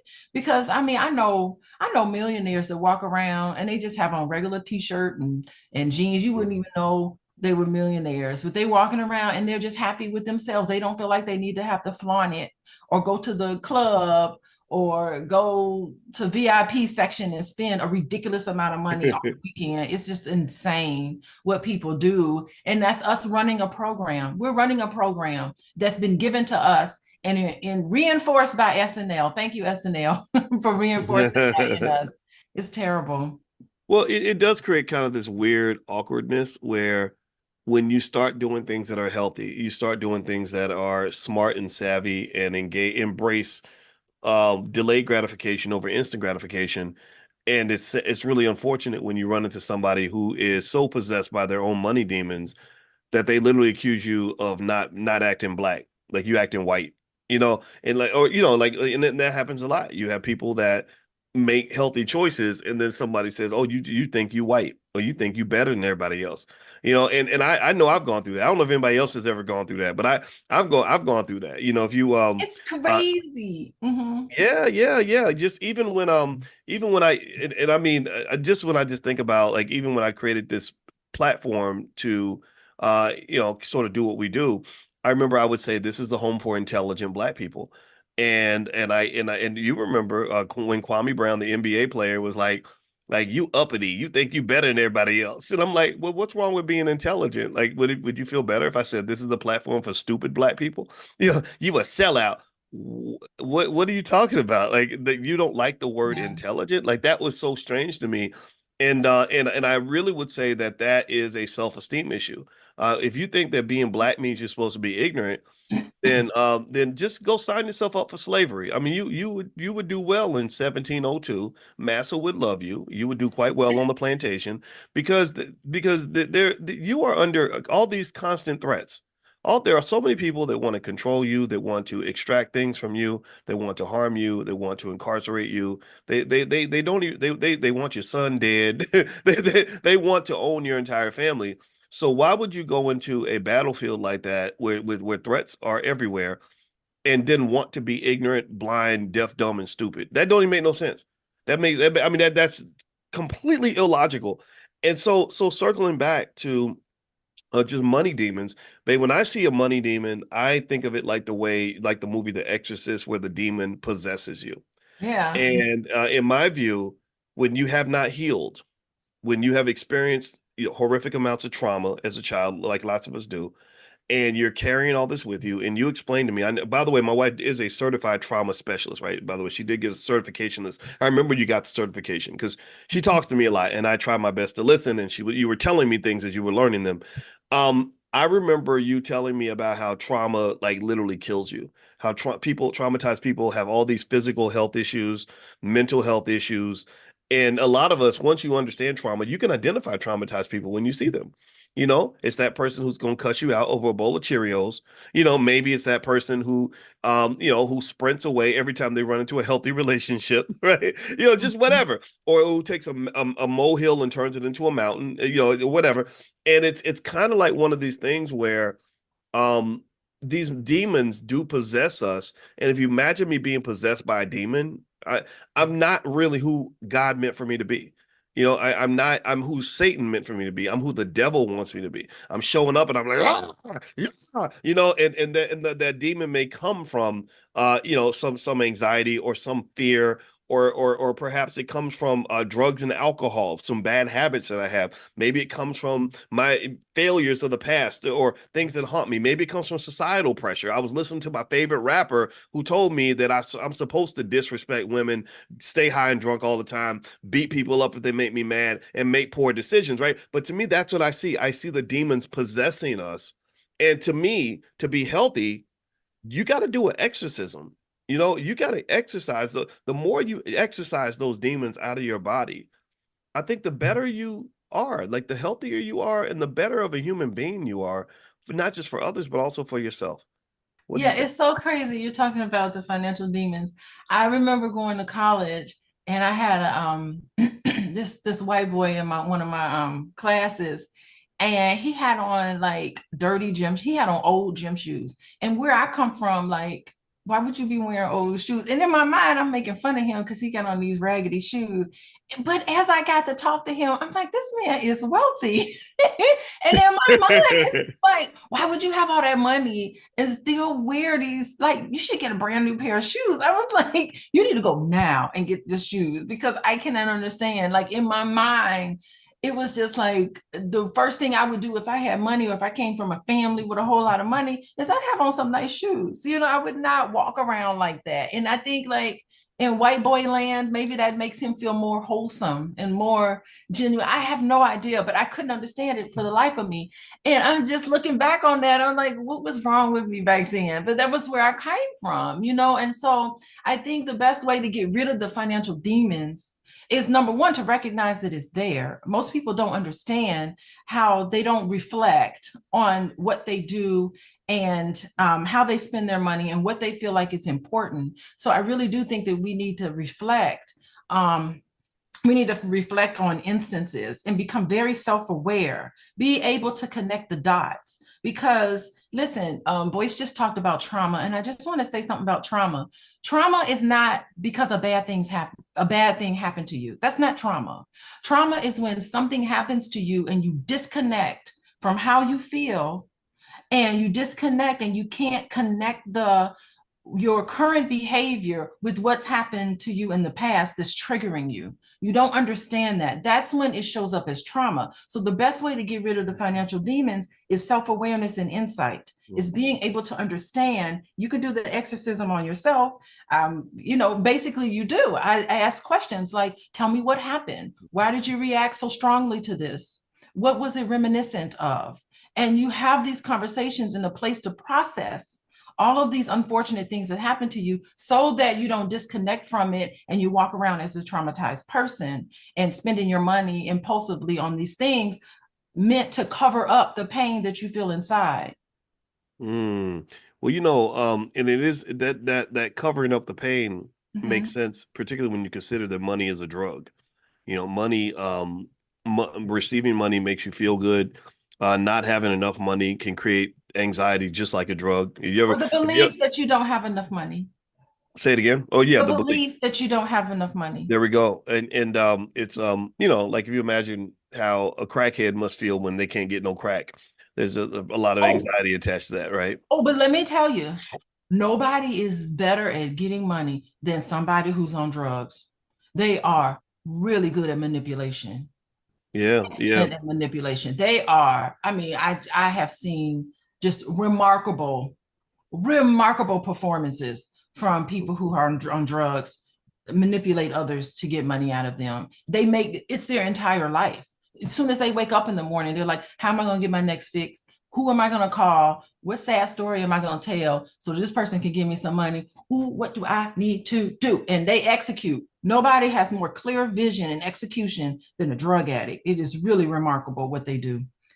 Well, So, well, I'll tell you, it's you are right. I mean, when I think about the financial crackhead though, like just the person oh yeah. that has various financial addictions where money is used as a way to ease certain pain, it makes you think about the study by Professor Andrew Lowe at MIT where he talked about how money affects the part of your brain that is also affected by cocaine. And so to me, I'm also thinking about it in terms of just this idea that that making certain choices that may not be healthy for me allows me to heal pain that exists because I'm carrying these demons around and the demons have to be fed. So the demon might be a gambling addiction. The demon might be fear or anxiety. I think other demons, one demon that plagues a big part of the community I've noticed is scarcity. Scarcity, when you talk about scarcity thinking versus abundance thinking, a Mm. person who thinks in terms of scarcity is going to fight you over resources. They're going to compete with you when they could collaborate with you. They're going to hate on you when they should be congratulating you. Because why? Well, because they see whatever you're getting, whatever you have, whatever you're doing as a reflection of why they don't have what they want. Or you getting something means there's less of it for them. You get a good man, she's upset because she can't get the same thing you get, or you're doing well and making money. Well, now your success reflects on my lack of success. So to me, an abundance mindset might come from. I would argue that a less traumatized person is more likely to have an abundance mindset and to say, look, there's enough for everybody. I want to see you win. I'm happy for you, and I've seen this just even in terms of just even business. When I would think about collaborating with someone, it's mutually supporting each other. But then I see them and I'm like, wow, this person's really competing with me. Like they feel that they can only be successful if they tear me down or something. And I just think that to me that's a demon. The scarcity mindset. Remember, Europeans brought that scarcity mindset to Africa. And you saw what they did to Africa. The Africans were open and trusting. They said, look, there's plenty of fruit. There's plenty of There's gold. an There's plenty of, abundance in Africa. right. Yeah. There's plenty of lumber, whatever you want. We got it. And the And Europeans that are like, becomes part of your culture.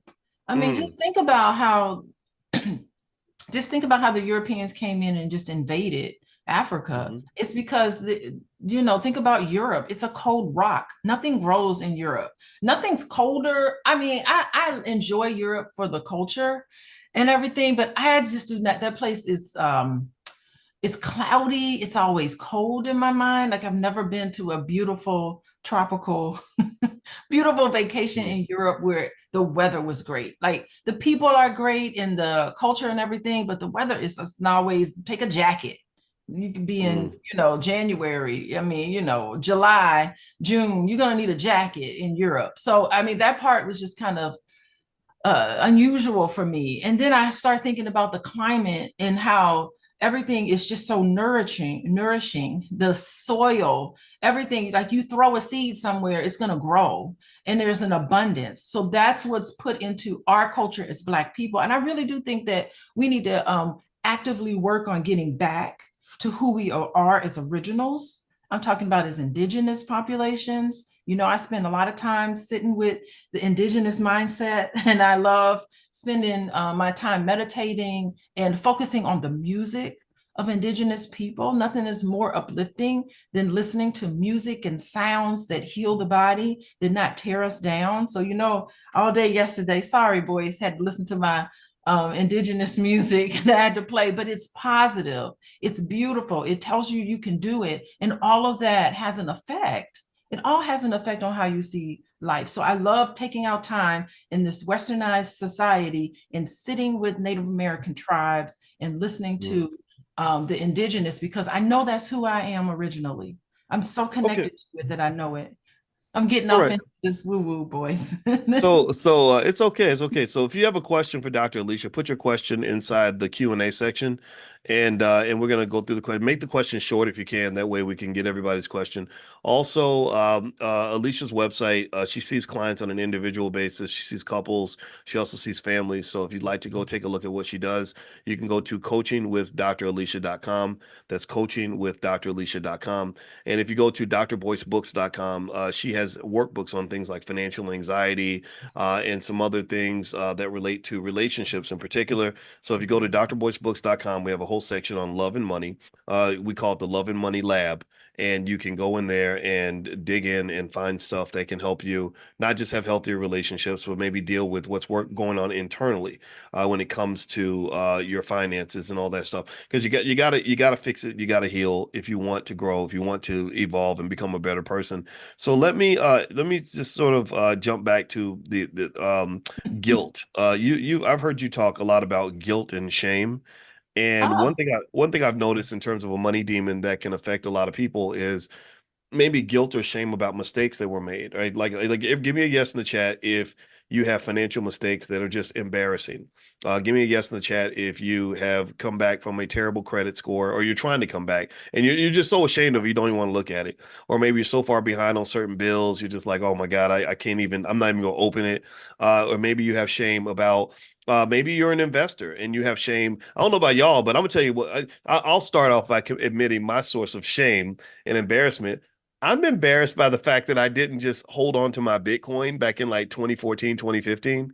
I think I sold it and then I made all these adjustments, and I'm like, boys, all you do, all you do is sit on it. Just you were doing too much. Right? So I make mistakes. We all do, right? And that mistake I made was more so driven by some of the things that I talked to you all about, which was basically, I think as the market was moving, I said, okay, well, maybe this Bitcoin thing isn't going to work out.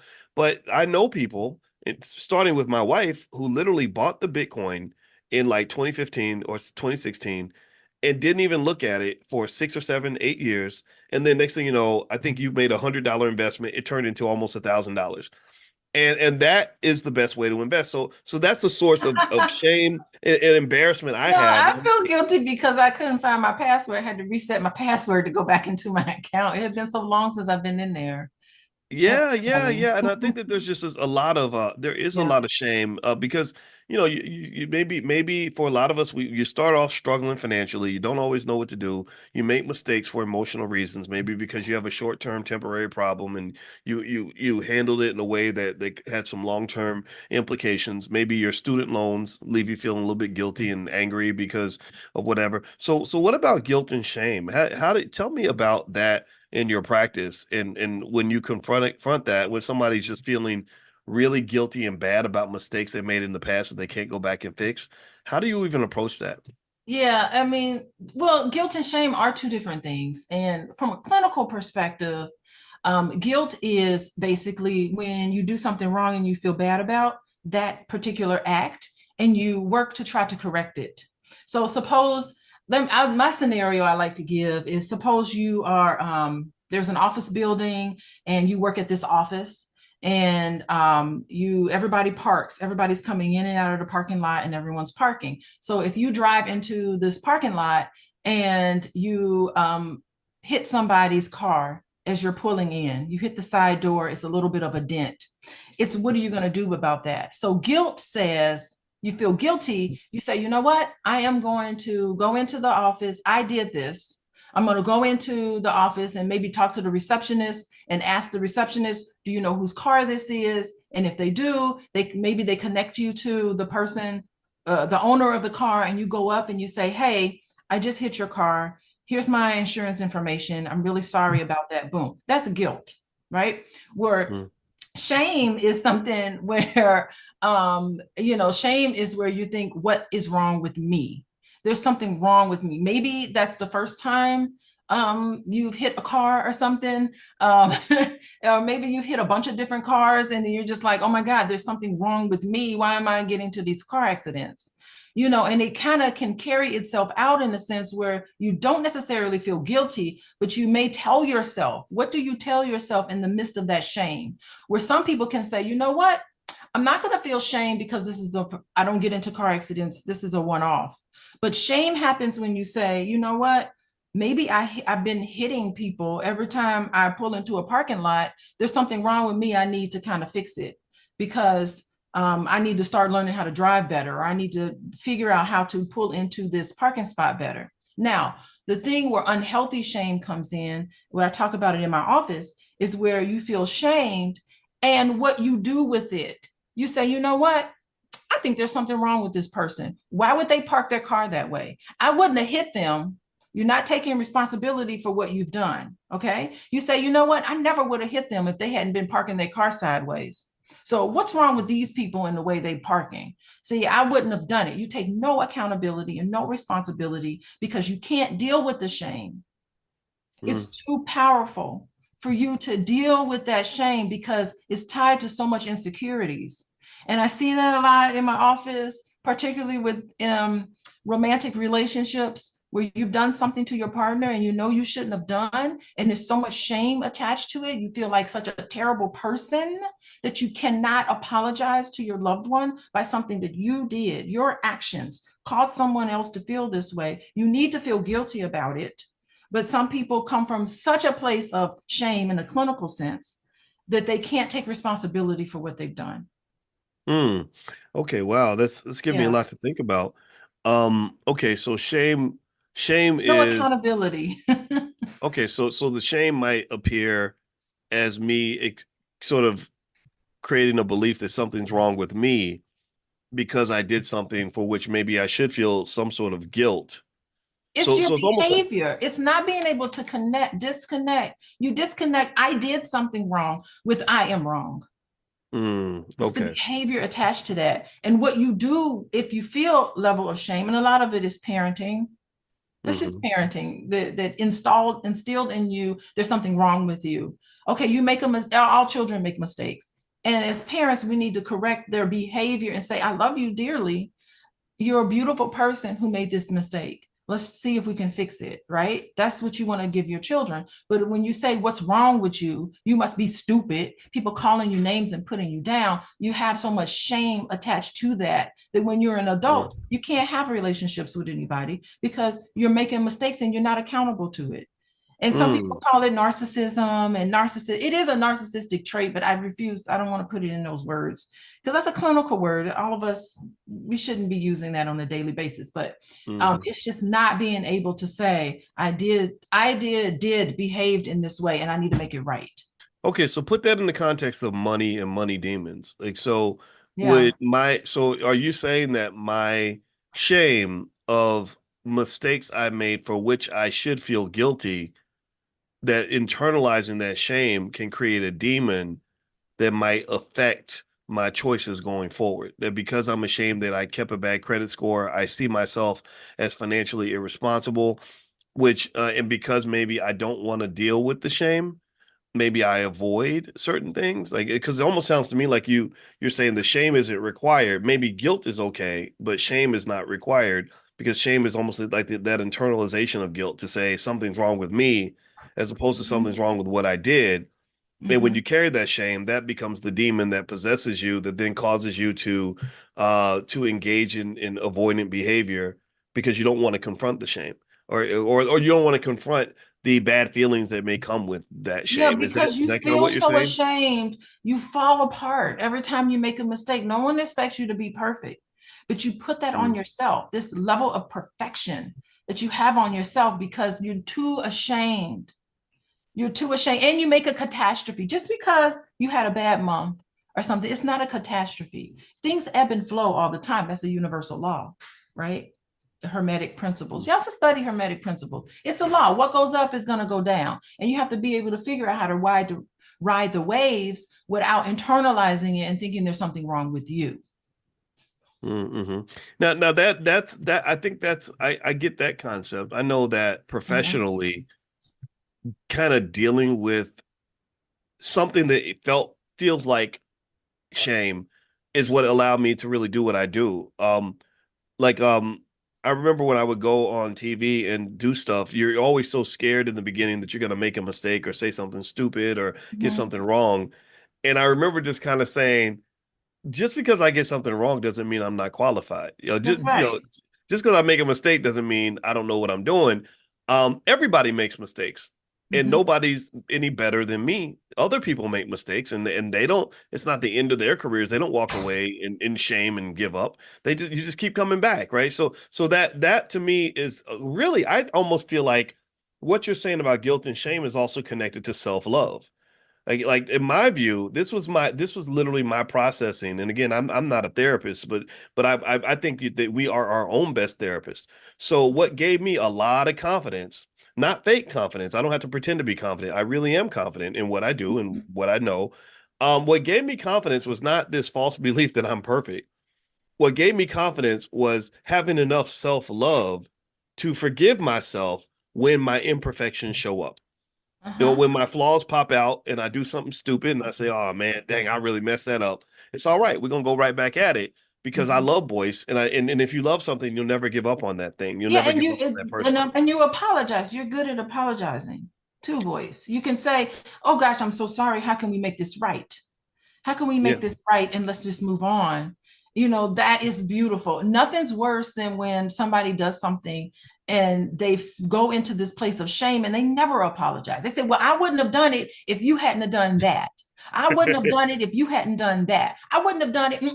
It wasn't just on me. If you hadn't done this," where you start to just in your mind, because the shame is so painful for you, because Mm. it's of course reminiscent of how you were treated when you were younger, and you start seeing that person as a parent, and you start saying, "No, no, I wouldn't," and you feel like you need to defend yourself instead of just saying, "Yes, it was a mistake. I did it wrong. I feel sorry. Let's move on." And I do agree, that's the but beauty I'm of gonna tell you what one area where I'm going to challenge that a little bit is sometimes I feel like I need to defend myself. There's like if someone comes up to, and I get it, I hear what you're saying. I want to hear your perspective on this, but if somebody comes up and says you stole my purse and I didn't steal your purse, my first reaction is going to be like, no, I'm sorry. I'm sorry. I'm sorry that you think I stole your purse, but I didn't do it. Right. No, well, And what you so, say, yeah. go Mhm. ahead. I want to hear your perspective on, but I think defending yourself is okay too in some situations. Like, I don't think being defenseless works, right? What do you think? No, I mean, you asked them the question. You say, "Okay, wait, you think I stole your purse?" The best thing, Mm, it's a reaction to be defensive. All of us get defensive, but you have to stop yourself and you have to say, "Okay, what information do you have that makes you think I stole your purse? mhm, What information did you gather to make you conclude that I stole your purse?" And hear that person out, mm, because that is where a lot of problems can really be dissolved between individuals, is the other person doesn't feel like they've heard the other person out. So you hear the person out and you say, "Wait, you saw me on video? Show me the video." And then you look at the video, you'd be like, "What day? I wasn't here on that day. I wasn't mm, in the parking lot. Maybe it's a video of the park. You hit my car.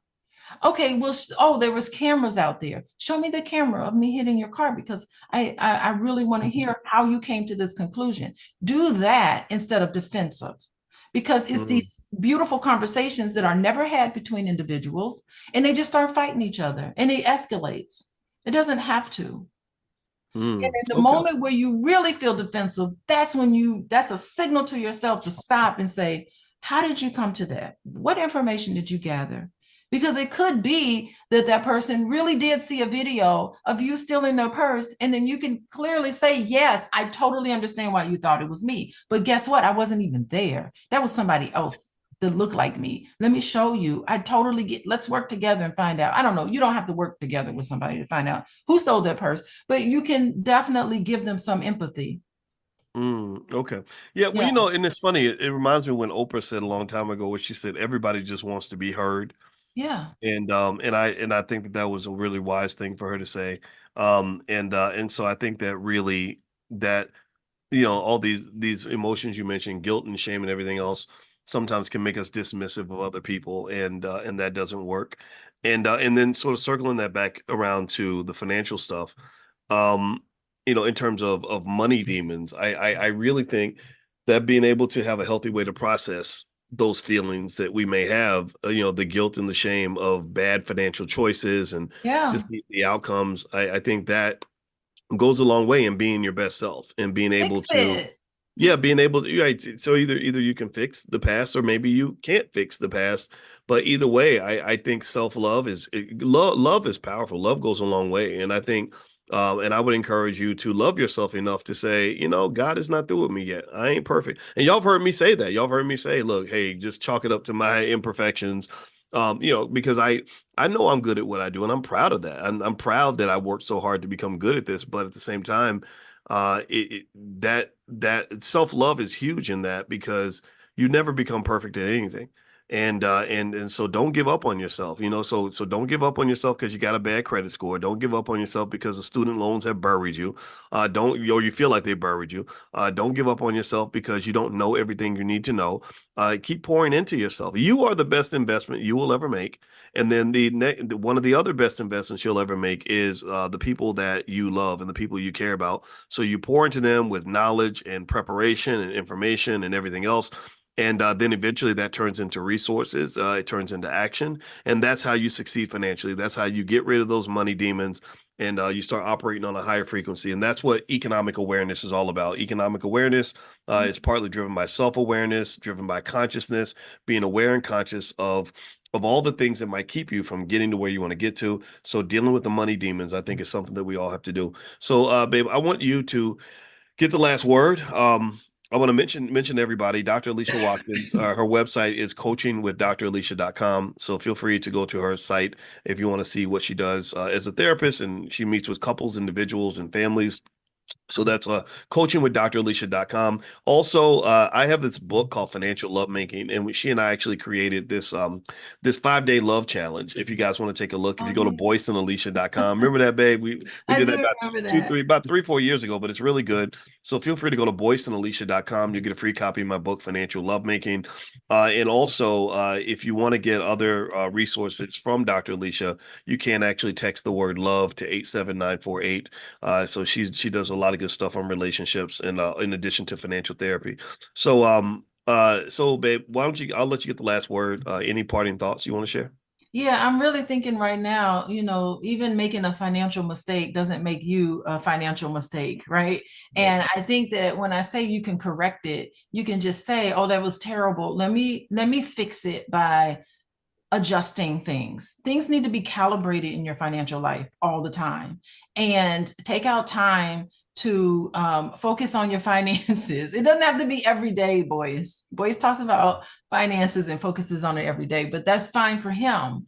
Okay. But I really do think that you should schedule whatever's comfortable for you to just fix it and stop ruminating on the past. That rumination, and really get to the point where you can process things and you feel like you processed it out, these terrible things that have happened to you financially, and you can get to a place where you can have compassion for yourself and you can have grace for yourself. But you now know better, and now you can do better going forward. Absolutely. So that's what I would tell people. That's Yeah. right. All right. Awesome. All right. Let's do better, be better. Let's fight Know off the better. demons. The money demons hit all of us. And so if you want that, just sort of a quick summary of the money demons you may want to investigate, and maybe this is something we can go deeper into. Maybe we can develop Yeah. a class around this or something. But I would just to give you some ideas on where you might look for those money demons. One might be scarcity, having a scarcity mindset. They may cause you to have insecurities that they get in the way of progress, like jealousy and or competing with people that you should be collaborating with, guilt over spending or things like that, or maybe debt or mistakes that you made in the past. Guilt and shame are big factors. Also, maybe anxiety over things like debt or income or financial instability. Financial anxiety is very big. If you go to drboycebooks.com, Dr. Alicia has a workbook to help you work through and analyze and become aware of any financial anxiety you may have. She did a whole financial anxiety workbook. So feel free to go to drboycebooks.com and you can scroll down to the love and money section. Maybe a fear of failure. Anybody got a fear of failure? Just I'm good. I'm scared to go start this business because I'm scared this business is not going to work. Well, I get that. Everybody feels that way, and it's really hard to imagine putting a lot of time and money into something and having not work out. It's tough, it's embarrassing, and you don't get a lot of support. You don't have a lot of people in the family saying, go, go, go. You have a lot of people sitting back saying, I can't, I'm just waiting for that Negro to fail. When they fail, I'm gonna sit back and I'm gonna tell them why they did. And it's always the people that ain't doing nothing that do the most talking. So having a process to sort of get to that point is, I think, a really big deal. And actually, if you want to look into like a business that you can start that doesn't fail, again, go to drboyceprime.com. Those are a lot of Prime members are in this class right now, and you could say something in the chat. Drboyceprime.com. I think that whole idea of starting your business by selling stock options is really, in my view, the most effective, most superior way to starting a business, or the most superior method I've ever seen, because the business is highly liquid, it doesn't require any work, and you start making income from day one. You just need a capital base. So if you want to go take a look at that, feel free to go to drboyceprime.com, or if you text the word money to 87948, I'll send you a free training called How to Make Money Without Working. It is highly, highly efficient. It is literally how I make my money. Errol's, and I see Errol, James, I see you all. So yeah, so feel free to just talk to the other students that are in the class. I like that better than the other method, because the other method was you throw a bunch of money at it, you work your butt off, you wait a year or two, and then maybe you make some money, right? And that's really a hard way to get ahead. So to me, I was like, oh gosh, I should have been doing this when I was 20. So teach this stuff to your kids so they can do it when they're 20 instead of wasting 20 or 30 years like the rest of us did. Other areas where a financial demon or money demon might show up might be, maybe you avoid making plans because you're having trouble dealing with instant gratification versus delayed gratification. Instant gratification and the dopamine release, the good feelings that you get from sleeping and chilling when you could have been working a little bit, or eating the wrong foods when you could have been eating healthy, or just making unhealthy choices when you really want to sort of think about the long term. I think that's a demon too. That instant gratification is another type of demon that really affects so many of us in our lives. It affects all of us. It's a demon that I fight every single day. Do I eat a salad, or do I put my hand in that bag of chips? And my wife will tell you right now, I got a bag of chips next to the bed. So some of these demons don't ever really go away. It's a daily, daily fight. So literally, sometimes that inability to focus on the long term, to have that higher level of consciousness required for you to focus on the long term, to me, that's a demon. That's another type of demon. And I know I'm saying too much, and I don't know if my wife has something to say in response to that, but I probably do. literally all of us we have our higher selves and we have our ghetto self. You know what I'm talking about? Like, you got the higher level of you where you're just doing everything right.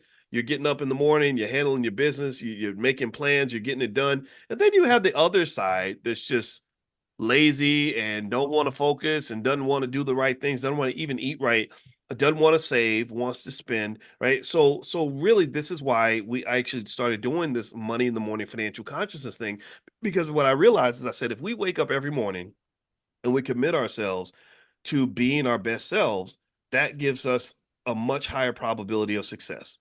Because remember, being the best does not always mean that you're always at your best. Like I'm pretty good at this financial thing. Some people would say that I'm one of the best, but I ain't always at my best, and neither are you. None of us are. So my goal is every morning to convince you to find the best version of you and make sure that person shows up for work every day. And that's how you're going to win. That's how you're going to succeed. That's how you're going to overcome all the demons, the cultural demons, the psychological demons, the emotional demons. That's how you're going to fight the battle. And the battle never ends, but you will win because you're built for this. Babe, did you have something else you want to say before? Because I know I said a lot. Did you have something you wanted to Well, end we'll this with? save it for next time. Okay, all right. I Well, I'm don't gonna want to say get into a loop with you. all right. Well, I hope that you will give Dr. Alicia a digital round of applause, digital thank you. I know she's my wife, but I'm sorry. I'd like to give my wife props Thinking for how hard about. she works. She elevates me because she's super disciplined. She's in that. She got me to join the 5 a.m. club, and we get up every morning and go work out. And I'm inspired by her work ethic. And I always tell people, some of these sisters out here just kicking butt, taking names, And so you're a wonderful ally in this game of life. So thank you very much for joining me, babe. I really appreciate your time. And also her website, one more time, is coachingwithdralicia.com. And so if you want to see what she does as a therapist, feel free to go there. And or if you want to get some free material from her, you can actually just text the word love to the number 87948, and there's some stuff that we can send you out that way as well. All right, so have a good day, everybody. I'll see you all tomorrow morning at 10 a.m. Eastern. Every single day, 7 days a week, we do money awareness, financial consciousness training each morning. So make sure you're on the text list. To get on the text list, text the word morning. Hey, what's going on, guys? What's going on? I hope you guys are having a wonderful day. Welcome to drboycetv.com, the home for intelligent Black people. My name is Dr. Boyce Watkins. Hold on. Hey, what's going on, everybody? I hope you guys are doing well. Welcome to drboycetv.com, the home for intelligent Black people. My name is Dr. Boyce Watkins, and I want to say hello to everybody as you come in. Today, I want to talk a little bit about something that I put up on Twitter earlier that involved stallions and glorrillas, and basically kind of talking about the image of the Black female in hip hop and whether or not we are getting to the point where we are sort of allowing or even contributing to certain racial stereotypes that are ultimately unhealthy for the community, unhealthy for the Black family, and really add to the racism that we complain about. And so do me a favor, hit that thumbs up button, thumbs up, share. Make sure you subscribe. We're going to get started on drboycetv.com right now.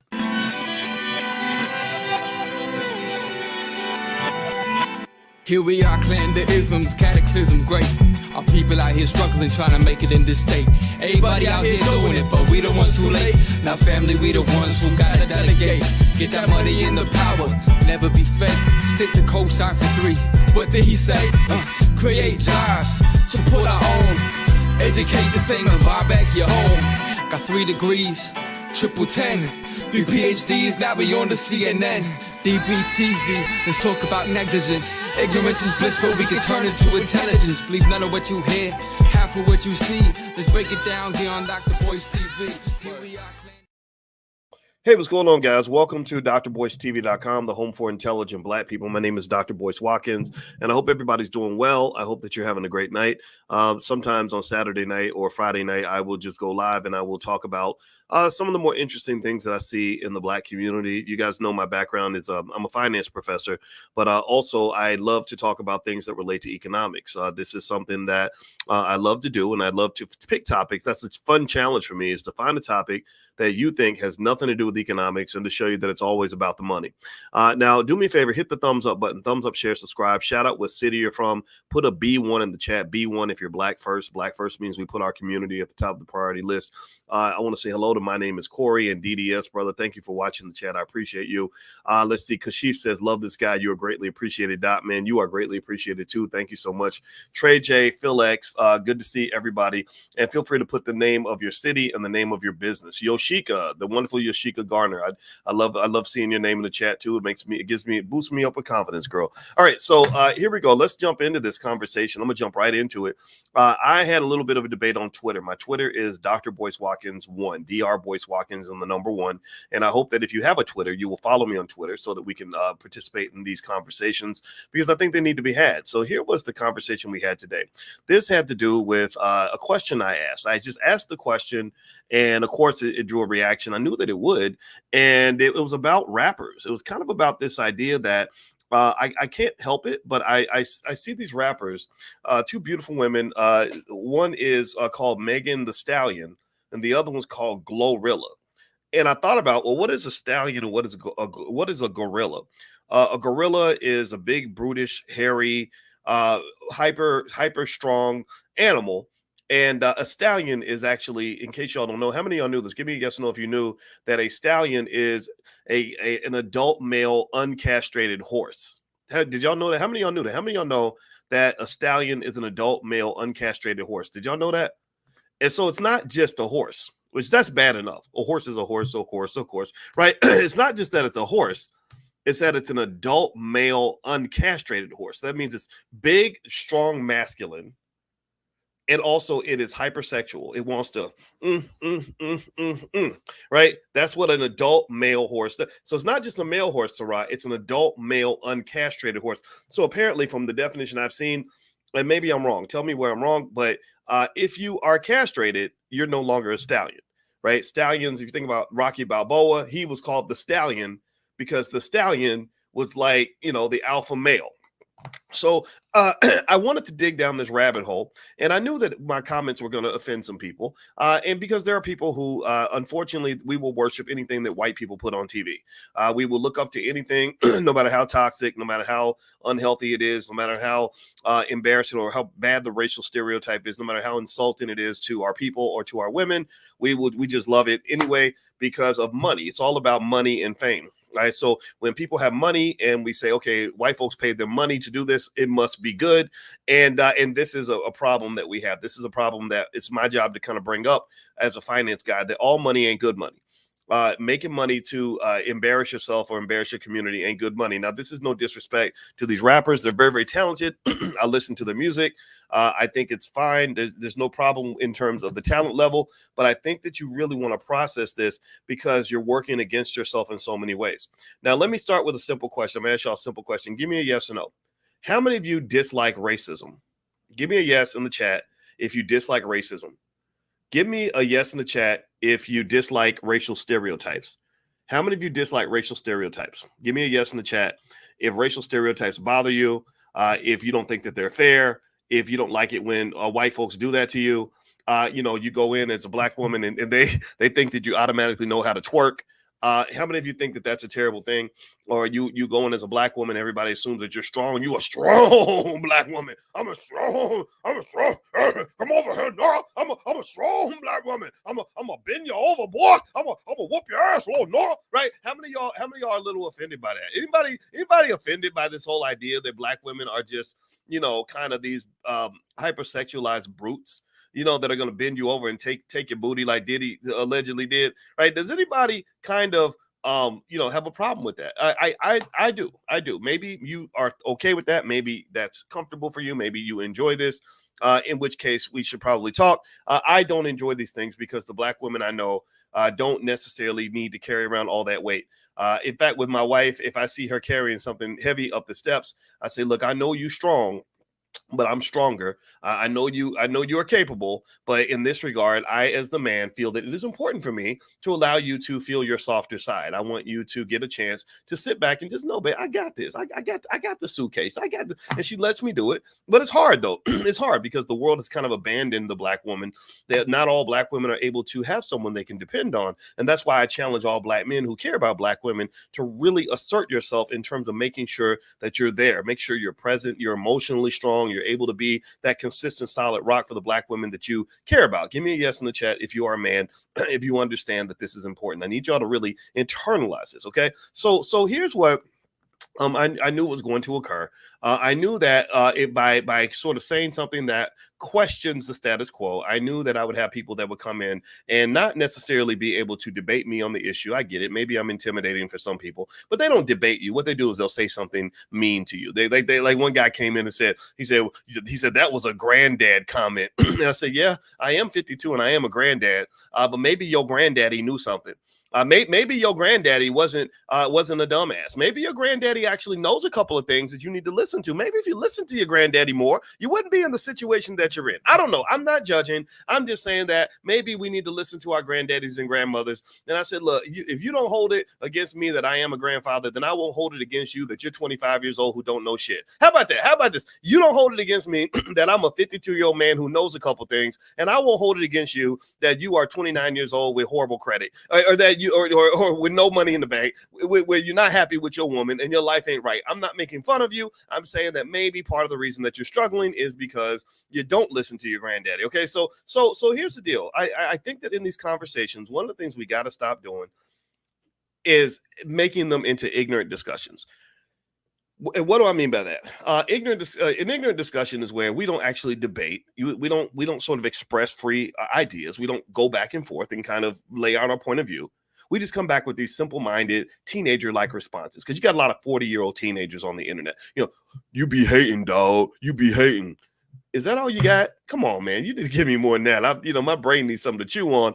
And you be hating. That's a three-word response that indicates to me that you don't have you don't have a legitimate reply, that you can't defend your position. That makes me not respect you. Now I want to respect you, which means that if you come to me and you say, hey doc, I think that another way to look at it is like this, that's fine. So the reason that this rapper calls herself a stallion is because she means this and this and this. And here's the thing. Here's what you got to deal with. Here's what you got to understand.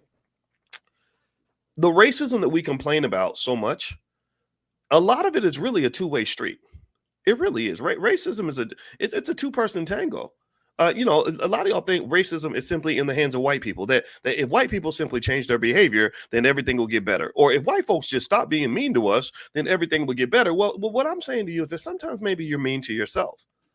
Sometimes because of money, there's that word money. You guys know I'm a financial scientist. So when I see money impeding on your ability to be a free thinking, liberated Black person, I jump in. That's when I go I have to come in and say, wait a minute, what are you talking about, man?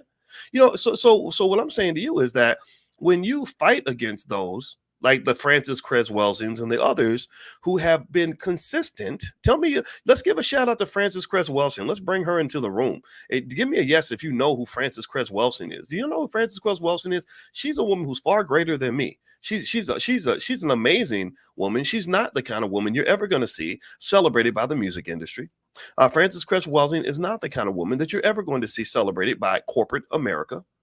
Frances Cress Welsing is not the kind of woman you're ever going to see celebrated at major, even HBCUs. Howard University fired this woman. Why? Well, why would you fire a woman who wanted Black people to have dignity and to be dignified?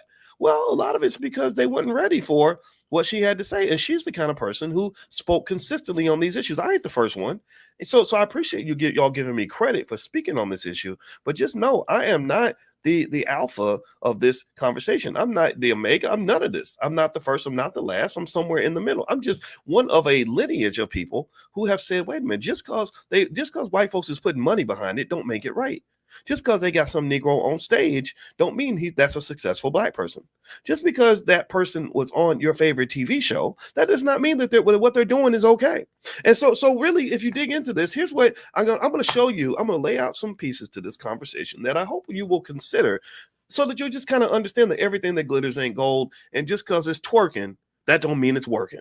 Just because it's twerking don't mean it's working. So let's start here. But before I do that, do me a favor. Please hit the thumbs up button. Thumbs up, share, subscribe. You're watching drboycetv.com, the home for intelligent Black people. My name is Dr. Boyce Watkins. This podcast is on Spotify, and I have a few podcasts on Spotify. I actually do a daily update on the stock market. So if you look up Dr. Boyce Daily Stock Market, you'll find that. Also, I have another one called the Dr. Boyce Breakdown. So feel free to go to Spotify, and you can find my name. And also, my website is BoyceWatkins.com. So if you want to look at some of the stuff that I have in my book, The 10 Commandments of Black Economic Power, you can go to BoyceWatkins.com. Okay, so we were talking about Megan Thee Stallion and Glorilla in particular, but not because I want to pick on these two rappers, right? What we really want to talk about is hip-hop and the continuous stereotyping of Black women and where these stereotypes may come from. So when you see imagery of women that are in a position where they are forced to be masculine and hypersexualized, the thing that you have to understand is that this is a phenomenon that is particularly preserved for Black women. Now, let's go through some of this. I'd like to bring my wife in on the conversation at some point as well, because she has done some extensive work on the stereotypes of Black females that make it hard for all Black women. So here's a short list of some of the stereotypes they have of Black women. First, there's the angry Black woman. This is a stereotype that portrays Black women as naturally aggressive, angry, and confrontational, disregarding their legitimate emotions and concerns. There's the image of the strong Black woman, the stallion. I'm a strong Black woman. I'm a strong Black. Come over here, boy. I'm a strong Black woman. There's that stereotype that Black women are super strong, that Black women don't feel pain, that Black women are just that they can lift tall buildings in a single bound. There is also the stereotype of Black women as being hypersexual. They call it the horse stereotype. And so this is the stereotype that Black women are definitely, that they're down to sleep with whoever. If you got $10 in a bag of Cheetos, she's going to give you access to the good stuff. And this is another stereotype that we have to confront and deal with as Black people. This is one that we claim that we're against. Now I'm going to ask y'all a quick question as we go forward. Give me a yes if you agree that these stereotypes are bad. Give me a yes if you agree that it's wrong to have a stereotype that Black women are angry. Put a yes in the chat. Give me a yes if you agree that it's wrong to have a stereotype that Black women are hyper masculine, that they're super resilient and endure limitless hardship without support, often leading to the emotional and physical needs being overlooked. Yeah, how many of y'all think that that's a good stereotype, or that that's a bad stereotype? Give me a yes if you think it's bad. Yes means bad. All right, and then give me a yes if you think that the hypersexuality stereotype that Black women are twerking and licking and chewing on any body part that you want, and no matter what you offer them, and ready to just drop it like it's hot, all this other stuff. How many of y'all think that that is not that is a problem? Or am I the only one? And does that make me old-fashioned that I'm looking at this with some sort of concern? Does that mean that I should be ignored because they're paying you money to degrade your community and embarrass yourself this way? Does that make me old-fashioned? If that does make me old-fashioned, then screw you. Because I'll tell you what, maybe I am old-fashioned. Maybe I do remember a time where there was work to try to protect our women. Maybe I think it's maybe that makes me old-fashioned to kind of think, gosh, man, why y'all just acting like our women are just these big muscular hoes? Like that's what we kind of get, right? You're like hypersexual, but you're also like this big brute that can whoop anybody's ass. What else? There's another stereotype. Another stereotype is the welfare queen. This was something that was heavily leaned on during the Reagan administration. They put an image of a black woman getting welfare, and everybody thought Black women were taking all the welfare money. There's the image of the gold digger. And then there's another one, the image of the mammy. And the mammy image is more of an Aunt Jemima-ish kind of image. It's like, okay, I be birthing these babies, and I be out here just, taking care of the youngins, and I be breastfeeding your chillums, that kind of thing, right? And actually what a lot of people would say is that Oprah Winfrey made $1 billion fulfilling the mammy stereotype. And that's just a reality, that Oprah was kind of seen as everybody's mama. And then you have movies like The Help. If you remember The Help, did anybody give me a yes if you remember that movie, The Help? Did you see The Help in terms of like what that looked like? And that was two Black women who played maids, and they were serving white females, and that was kind of the whole premise of the movie, right? And you have Driving Miss Daisy and movies like that, right? So there's an image of the Black woman as kind of the ultimate mammy, the mommy substitute, and these are images that can be rode to the tune of billions of dollars. One of the things that's interesting about money, and you guys know I'm all about money. I talk about money every single day. In fact, we do financial awareness training every single morning at 10 a.m. That's a free class for anybody that thinks that you have to pay money to be in the Black Business School. You do not have to pay money. This is a 100% free class.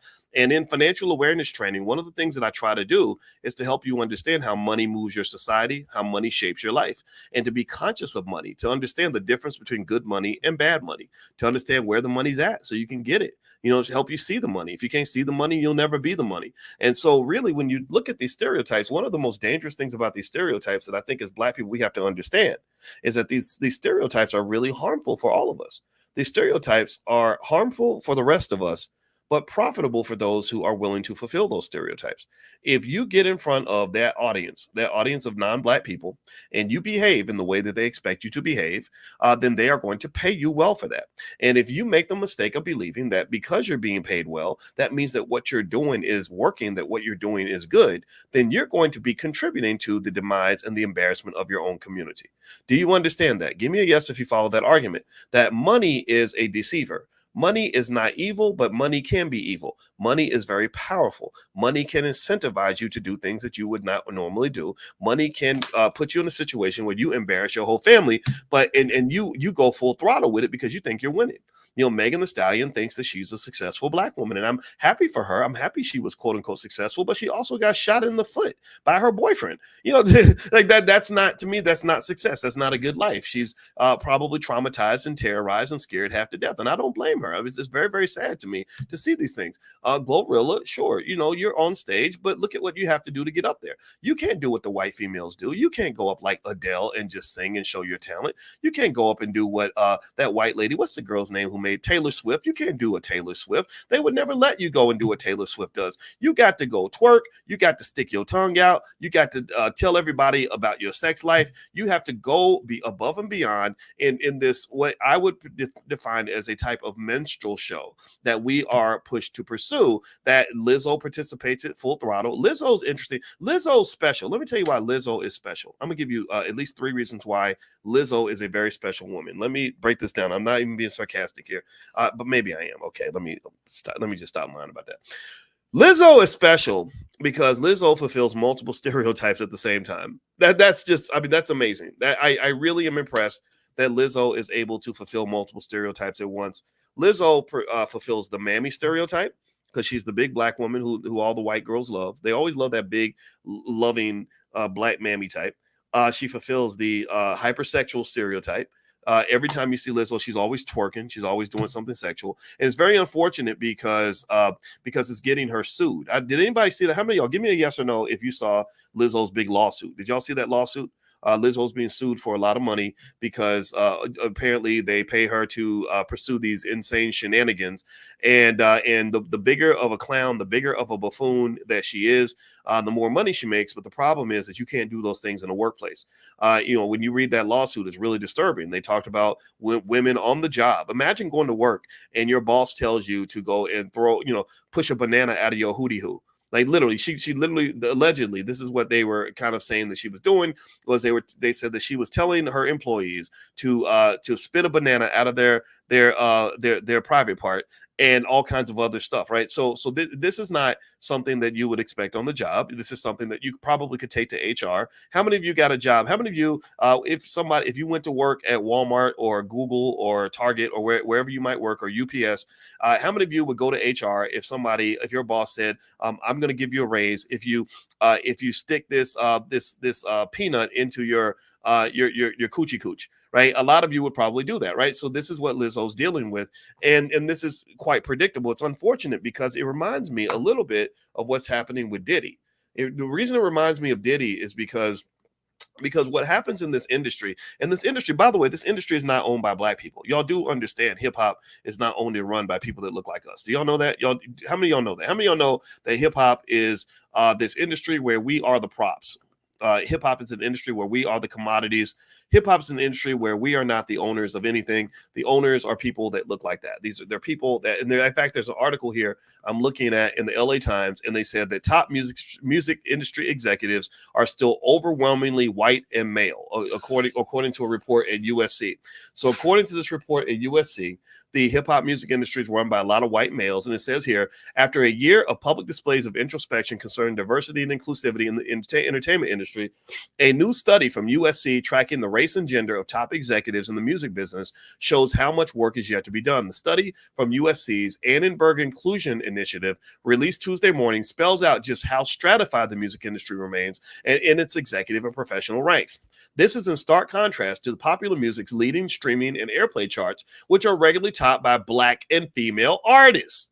The study surveyed a broad range of 4,060 executives at 119 music groups, record labels, music publishers, live promoters, radio companies, streaming services, and other major and independent music firms. It found that the top executives at 70 leading music companies, 86% were men, 86% were white. Did y'all hear that? Let me absorb it. Give me a yes. Sometimes I get excited. When stuff gets me going, I talk really fast. How many of you are concerned by this? I mean, process this. These are the people that are running the industry.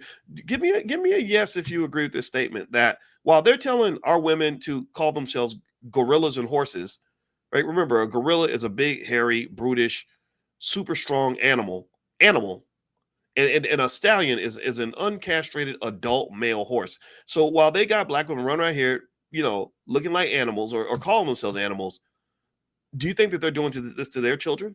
What do y'all think? Do you think that they are putting their girls, their daughters out here, having them look crazy like that? You say, baby, you ain't nothing but a big old glorilla. You an angry woman. You a mammy. We want you to be the ultimate hoe.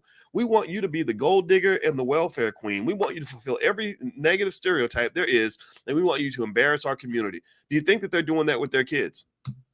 I'm going to answer. I'm going to say the answer is no, and the reason the answer is no is because I want y'all to give me a yes or no. Give me a yes or no. Can you name the white female version of Lizzo? Can you name one single white female? There's more white. Now, pay attention now. There's more white females in America than there are black people. Do we agree on that? So if there are more white females than black females, then you would expect that there would be 10 or 20 Lizzos. If the ratio is about 8-1, white to black, you would expect there to be 8 Lizzos for every eight white Lizzos for every one black Lizzo. So I'm not asking you to give me 8. I'm asking you, give me one. Just give me one white female who is just as famous as Lizzo, who is obese, shows up to Laker games with a booty out, wearing a thong, and twerks in public at every chance she gets.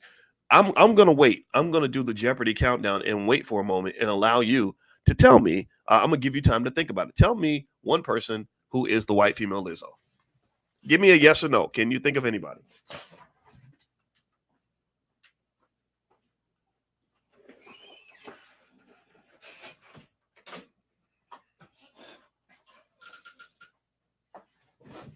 Okay, so you can't think of anybody. All right, so let's do another test then, because I clearly must be out of my mind. I mean, on my Twitter, somebody told me I was out of touch and I was a grandpa, and I don't know what I'm talking about, because what they do is they get mad. They'll be like, "You're a so-called doctor, and you think you're better than everybody else. You're a so-called doctor, and yet you're stupid." I'm like, no, I'm not a so-called doctor. I'm not a medical doctor, but I'm a PhD doctor. And my PhD, you can look it up. It's from The Ohio State University. So no, I'm not a so-called PhD. I'm an actual PhD. So just so you know, and I'm not a financial influencer. I'm a finance professor. There's a difference.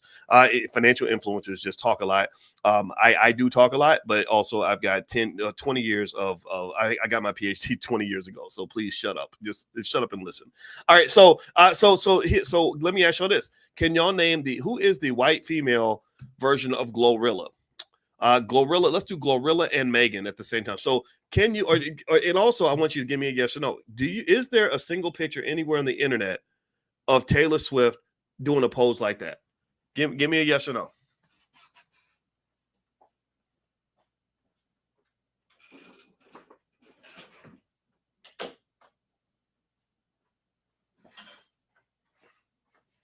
I mean, seriously, there's got to be one, right? Because apparently the racism ain't got nothing to do with it. I'm making things up. I'm being delusional.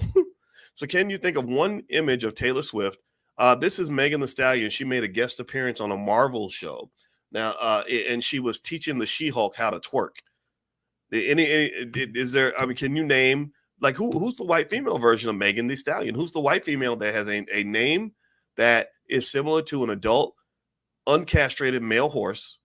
That twerks at every available opportunity, constantly takes pictures with her tongue out. Who is the white female Cardi B? There's her album cover. What's it called? Gangsta Bitch Music Volume 1. Is that the name of the? Yeah, and she's sitting there. She got her legs spread wide open, and she's sucking on a liquor bottle. Would you say that's just a glowing image of the black female? Like, would you say that this? And again, remember, the people that are running the industry, you ain't seeing no pictures of their daughters out here like this. They're like, no, we don't do that sort of thing. That's for the Negroes. they like this sort of thing. They like to be seen this way. And I want you to just kind of think about this. I want you to just really kind of process this. This is what they're doing to the image of the black woman. And then I got to go on Twitter, and first people that argue with me are not even the white folks. Even the white folks look at it and they're like, what the hell are y'all doing? There's lots of non-black people who look at this and say, why would you let people misrepresent your community this way? And I'm going to tell you why it happens. It happens because many of us are financially desperate. That's what it's just financial desperation. That's what that is.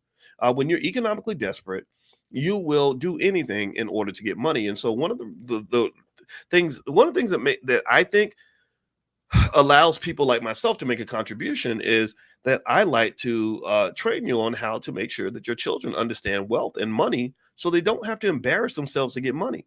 I don't want my girls out there doing stuff like that just so they can get a nickel. I don't want them telling struggle stories. And this is really where it's all of our responsibility, right? It's not me beating up on the black women who do these things. It's more so all of us talking about just what's required for us to fix this. It's me challenging even black men to say, come on, man, we got to stand up and defend ourselves and defend our women. We can't have them out here desperate like this. And in fact, I'm gonna read some stats to you that will help you to connect the dots in terms of the imagery of the black female in hip hop and what's going on with the black female in society. But before I do that, do me a favor. If you could, please hit the thumbs up button, thumbs up, share, subscribe. My name is Dr. Boyce Watkins. You're watching drboycetv.com, the home for intelligent black people. As you guys may or may not know, every single morning I have a free class. It is called Economic Awareness Training, EAT. And so what I do is I teach you how to eat because I want you to eat. I want you to eat, and I want you to eat healthy food. That means I want you to make your money in a way that is good. I don't want you to have to do desperate things for money. I'm a finance PhD. That's my profession. And so if you'd like to join us, the class is 100% free. You can text the word morning to 87948. Text morning to 87948. You can also go to drboyceelevate.com if you live out of the country. If you live out of the country, go to drboyceelevate.com. If you're in the country, just text the word morning to 87948. I'll send you an invitation to our economic awareness training because this is what's going on, right? What's going on, the reason that we are embarrassing ourselves in this way and the reason that we're cheering this on is because we don't always know exactly what's really happening. I'm going to tell you like this. When we talk about economic awareness and financial consciousness, I'm going to tell you who's very much economically aware. The people who promote these images are extremely economically conscious. Cardi B is economically conscious in her own way in one particular sense. For a Cardi B, if you notice, most of her lyrics, most of her music is about money. Like, in fact, I think she has a whole song about money. So as a finance professor, of course, that perks my ears up. When you're rapping about money, it's like, okay, you love money, you want money, you want to get money. So my question then becomes, how are you getting your money? Because all money ain't good money. So what Cardi B does, unfortunately, and this is not her fault, because I think she's actually a smart lady. I respect talented lyricists, and I consider her to be a talented lyricist. They have a level of intelligence, and you actually see, believe it or not, just to give her credit, Cardi B's really evolving. If you notice, she allowed them to use her in the last presidential election, where I guess Biden did an interview with her and she endorsed him. Well, this time around, she said she's not voting for anybody. And that shows me that she spent time processing and thinking about what she wants to do politically and how she wants to use her power. So I have nothing against her. But if you listen to her songs and listen to the lyrics carefully, and this is something that I do, when I was on the Breakfast Club 4 times, I didn't go in there blind. I don't go in not knowing about the culture that I'm speaking about. A lot of people that think that because I'm 52, I don't know what's happening in hip hop. You're silly. I've followed hip hop for 30 something years. So I know everything that's happening in the space for the most part. I follow these things very closely. The difference is though, that I process it very carefully. I listen to the lyrics. I listen to the messages, because remember, these are the messages that are being given to our little girls. And whether you like it or not, with great power comes great responsibility. Whether you like it or not, these images do matter. Whether you like it or not, the way we portray the black woman around the world is the way people are going to view the black woman around the world. Am I right or am I right? Do you agree? What do you think? If you're portraying images of the black female in a way that is highly inappropriate, then people are going to meet black women and assume that this is who you are. This is the stereotype that you fit. And so with this pursuit of money, because that's all, it's all about money. That's why I'm talking about it as a finance professor, because this is all about money. When you're pursuing money in this way, in this reckless, irresponsible way, it's a little bit of a contradiction for you in one hand to say, I hate racial stereotypes. And then to say, I don't want to be mistreated, or to say, I don't want you to see me as a stereotype. But yet at the same time, you're making all this money promoting the stereotype. Do you follow what I'm saying? I hope let me know if you follow what I'm saying, because sometimes I don't want to get too deep on people, but it's true. So if you think about the images of the black woman, let's go through them really quickly. The stereotypes. You've got the angry black woman, the black woman who's just pissed off at everybody and everything all the time, who is this unlovable creature that nobody wants to get close to because she's angry, and that's one stereotype. You've got the mammy stereotype. That would be the Oprah Winfrey. That's the one who be birthing all the babies and breastfeeding all the kids and all that. You've got the hypersexualized whore stereotype, which is that black women are just all about breeding with no accountability. They just want to be babies' mamas, and that's it. And then you have the gold digger and the gold digger / welfare queen stereotype, right? All she wants you for is your money, and all she wants to do is pick up a welfare check so she can take care of her babies all by herself. Now, let me let me throw in one thing that does happen with this, and this is unfortunate, is that when you have these images of the Black female that are sort of perpetuated through society, I think that it does give this horrible, highly inaccurate image of the Black woman as being this unlovable, unwanted creature. That, you know, that okay, she's not really a person. She is a stallion and a glorilla. And gorillas, nobody wants to love a gorilla. Like if you look at a stallion is an adult castrated, an adult uncastrated male horse, a big strong male horse that wants to have sex with everything, and a big hairy gorilla. Nobody wants to cuddle up with that big hairy ass muscular gorilla, which is the connection I made when you call yourself Glorilla. It's like, why would you want to be a gorilla? I don't get that. And then you have the stallion. Nobody cuddles up with a stallion because the stallion is going to screw you. That's what stallions do, right? So ultimately, these stereotypes all connect, and these stereotypes are promoted by people who run the music industry who do not look like us. And so to me, the enemy is not the Lizzos. Lizzo got really mad at me, and Lizzo made comments and started getting into fights with me. But the thing is, I'm conscious of these things because I'm a little bit older than her. I understand the game. The game is that people like this pit people like me against the Lizzos of the world. So when I come along and say, come on, sweetheart, you're beautiful, you're talented, you can play the flute, why you got to twerk while you're doing it? Why you got to simulate sucking a man's penis in order to get attention? Why do you have to humiliate yourself that way? Why are you showing up at a Lakers game with your booty out where little children got to go sit on these seats with your juices all over the seats? Like, why do you have to do all that? Why the clown show? Why the circus? When I say these things, then what they do is these people get in her ear and they say, oh, there goes the patriarchy. There goes. They use one stereotype against the other. They pit the black man and the black woman against each other. Give me a yes if you agree. They do that. They'll come in and they, because they control the media. They don't just control the music industry. Pay attention now. This is all financial. This is a financial lesson you will never forget.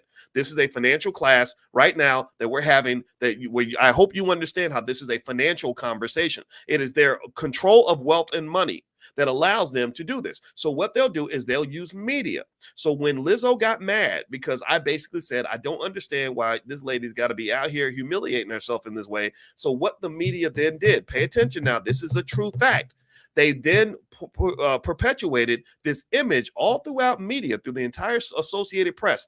Thousands of publications pretty much wrote up the article as Lizzo tells off sexist black male professor, or they didn't say black male professor, but she tells off sexist patriarch professor when he says blah, blah, blah, right? So they're pitting me against her when I'm the one who's protecting you from all the nonsense. I'm the one who's warning you that, look, if you keep acting like this, you're going to get sued, girl. They're going to take everything you got. They're going to do a Diddy and a Bill Cosby on you. They pit us against each other when I'm the one who says, no, come on, you're better than that. They pit us against each other when I say, I know they're telling you to go twerk and sexualize yourself, but I think that you can do more than that. I think you can sing. You should be able to do what Adele does. Adele ain't got to twerk. Adele ain't out here putting stuff in her mouth. Adele ain't out here sticking her tongue out. Adele just shows up and sings. That white lady, Taylor Swift, she ain't not one single thing that Lizzo has done on stage that Taylor Swift has also done. Taylor Swift does not have to do those things. Taylor Swift can go and just be a human being and make $1 billion. Now, is it wrong for me to want that? Does that make me the villain? Or are we dealing with a world where people, because they have their money and their power and they control the music industry on one hand and the media on the other? I think that what happens here, I know. They pit the black male against the black female. So when the black male shows up, this is why sometimes it's hard for brothers to step up and show support and protection. It's hard because then you get people in your ear that will tell you that I'm the enemy or that we're the enemy, when really we're the ally. Really, I mean, you really think Russ Weisenberg or whoever runs the music industry label, you really think he cares about your best interest? You really think that these people are sitting around saying, golly, I really want to see strong black families? What do y'all think? Do you think these people sit around and think, and they have conspiracies at some point? They're planning something. They're conscious of something. They're thinking about something. When they have their meetings, they're talking about something. So do you think that in their meetings, I want to ask y'all this question. This is a consciousness exercise. Do you think that when they're sitting down, when Rothenstein and Heiselberg get together and have a meeting, do you think that they're sitting around saying, gosh, how do we reduce violence in black communities? Yes or no? Do you think that when they get together, they sit and they say, gosh, we really want to make sure we really rejoin the Black family because these children really need a father in the house? Do you think that that's what's happening? Do you think that they sit and they say, gosh, Bob, I was looking at these statistics on Black wealth, Bob, and I noticed that African-American wealth has been on the decline, and that's a problem. We've got to fix that. Do you think they're thinking about that? You think they're thinking about ways to create financial security for Black people, stronger families, better neighborhoods? What do you think? Or do you think that they're sitting around saying, okay, how do we get so-and-so to twerk a little more so we can make it a little extra money? Oh, people loved it when you got on top of the table and was shaking your booty and we really we want to put you on TV so that you can be as outrageous as possible. So you can go out here and really, really, really outsell your last album, because we want to make money and we don't really give a damn what the societal implications are of your behavior. We just want that we want your stereotypes to show up to work every day so that we can profit from those stereotypes, and the negative externalities and the negative outcomes or the negative side effects of your behavior, that belongs to you. That belongs to you people. You people have to figure it out, because we're not doing that with our kids. We're not going to let our girls go out here and act like this, but we'll let your girls do it all day. I don't know if people, I know this offends people, and I know people don't want to hear this, but whatever. Hate me if you want to. I don't give a damn if you hate me. I don't care if you hate me. If you hate me, that ain't going to affect me. What the only way you can affect me is if you prove me wrong. Can you prove me wrong? Can you prove me wrong that I just made a bunch of points and I laid it out very carefully and very clearly? You can't prove me wrong. That's why you get mad. You're not used to accountability. You're not used to somebody saying all money ain't good money. You're used to a world where it's money over everything, money over hoes, money. I'll die for money. I'll kill for money. Money, power, respect. I get money. I get money. Get money. That's literally the mindset. And my thing is, like, it's okay to get money. I mean, shoot, I'm a financial scientist. All I've done was study money for 30 years. But at the same time, money can turn you into something that you're not supposed to be. Money can destroy you as quickly as it can build you up. And I don't know if we think about that enough. And that's one of the reasons we have so many challenges. That's why these stereotypes persist. That's why your son might get shot by the cops, because a lot of times the cops have a negative perception of Black males and they're scared of him before they meet him. Maybe that's why if you look at the stats, let's go through some quick stats, because I want to make these points really quick. If you look at unmarried rates, as of the recent data, 48% of Black women in America, adult age, are unmarried. In the 1960s, before integration, only 28% of Black women aged 25 and older had never been married. By 1980, this percentage rose to 40%. By the 2000s, it was 42%. And in the 2010s, it was 45%. And the number has continued to go up. So now it's up to 48%. So every decade in the last 50 years, the percentage of Black women that are unmarried has consistently grown. There are studies that show that this also links to things like the Biden mass incarceration epidemic. When they put so many of your men in prison, it broke down your families in twofold. One, because your men were in prison, so they can't marry you if they're locked up. But then number two, these men that are supposed to be raising your sons are not there to raise your sons, so your sons are not growing up to become men. Let me know if you're following that. I need yes confirmations to let me know that you're getting what I'm saying, because I don't want to talk too fast. I don't want you to gloss over that point. When you don't have the fathers around, when the fathers are not raising your boys, that's when you get these she-males out here. That's when you get these bearded babies out here. That's when you get these 45-year-old teenagers from. That's where they come from. They come from the fact that they never had a father that was kicking them in the ass and forcing them to be men. That's the reality. That's something, for whatever reason, people don't want to talk about it. Maybe it's politically incorrect. Maybe it's not a warm, fuzzy conversation that you're looking for, but the world ain't warm and fuzzy. And so, generally speaking, the breakdown of the family is directly connected to the breakdown of the African-American male. A lot of this occurred through hip hop. I believe, as Ice Cube has alluded to and others, that there was a conspiracy in the 80s and the 90s to take out opportunities from the Black community and replace it with drugs and guns. And then they had music that glorified the drugs and guns, which caused your men to lose who they're supposed to be, to the point where they became butt naked, crazy, ignorant and crazy and violent and ridiculous in terms of the things that we celebrated. You should not be looking up to the drug dealer more than you look up to the scientist. You should not be looking up to the hustler and the thug more than you're looking up to the person who takes care of his kids. There's nothing about Russell Wilson who's taking care of baby Future. If you know, Russell Wilson married the singer Sierra. There's nothing about Russell Wilson that on any planet would make him into some sort of a simp, except for a culture that has been bastardized to the point where you celebrate extreme amounts of black male irresponsibility. Give me a yes if you're following what I'm saying. Give me a yes if you've seen this. Give me a yes if you've noticed any of this. So effectively, what has happened is that both the black male and the black female, in terms of our self-image, our image of each other, and the image that is seen by the world, has been just chopped up and poisoned in so many ways. Poisoned through poisonous, toxic culture that is not controlled by you. It is run by people that run companies like Paramount Global, people that run Universal Music Group, people that run these other record labels. It's the people that run the media, and they will. And the reason you can't see it, pay attention now. The reason you can't see what is being done to you and what's being done to your family, done to your culture, done to your community, is because it's all covered with money. Money is this crazy thing that I meditate on it a lot in terms of understanding what it does and where it's at and how it works. Money has a way of putting perfume on a pig. You understand what I'm saying? Money is where they take a piece of crap and they put it and they tell you that it's chocolate cake. They take a big pile of doo-doo and they put icing on it and they put little candles on it, and you will bite into that big pile of doo-doo like it's a delicious chocolate cake, and because that's what somebody told you, and you'll be like, damn, this thing stinks, it's nasty, but damn, but then the person next to you says, this chocolate cake is so good, and you will literally sit there and eat a big pile of doo-doo that's chocolate cake because you see everybody else eating the doo-doo thinking that it's chocolate cake. But that doo-doo that they're serving you, that's not your birthday cake, bro. That's not your the delicious cake that you think that it is. That's really doo-doo. That's what it stinks and it's nasty because that's what it is. And so when you look at the culture, that's what they did with the culture. They call it the culture. And I keep telling you, I've been saying this for 20 years. I said, that is not our culture. That is not who we are. We ain't all growing up trying to be like Rick Ross and these immature, really immature, baseless, men, weak men with no substance. Like, that's kind of what hip hop produces. The Diddy's of the world.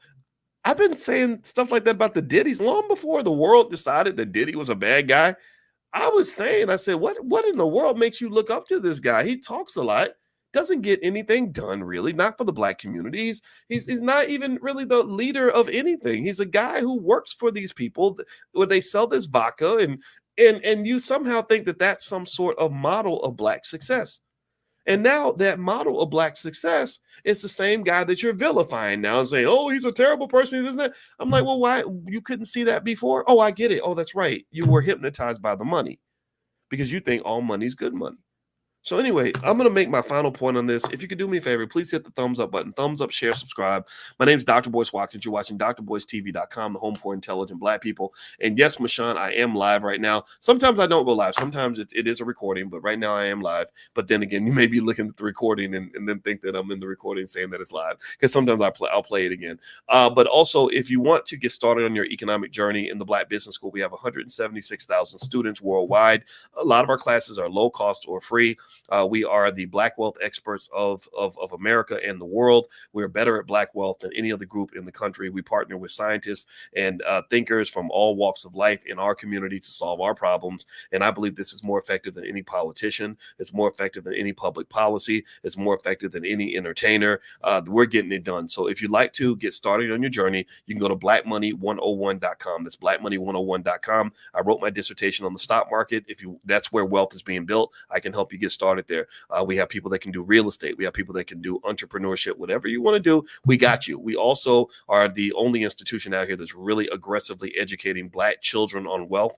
One of the secrets to wealth that a lot of people don't know, and this keeps your kids off the stripper pole and keeps them out of the streets and out of the silly situations, is that if you teach your children about wealth, or you do things like the Black Wealth Master Plan, where you invest just $5 a day for that newborn baby, well, then what happens is that your child gets to a point where by the time they're 25 years old, they are financially secure. By the time they're 25 or 30 years old, they're not out here desperate for money. They're not signing bad record deals because they can't pay the rent. They're not out here doing things that are going to embarrass themselves because they don't have enough money. The Black Wealth Master Plan, which is 100% free, is free to the community. And I keep repeating that because I know that there are people who don't believe that we can solve this problem. There are people who don't support anything that's Black. There are people who will go along with bad ideas from the white community, but will ignore good ideas from the Black community. but I can tell you it's 100% free. It's blackwealthmasterplan.com. I made an ebook on a $5 a day investing plan. And what I explained to you is that if you do this for your newborn child, if you love your child enough to invest for them from birth,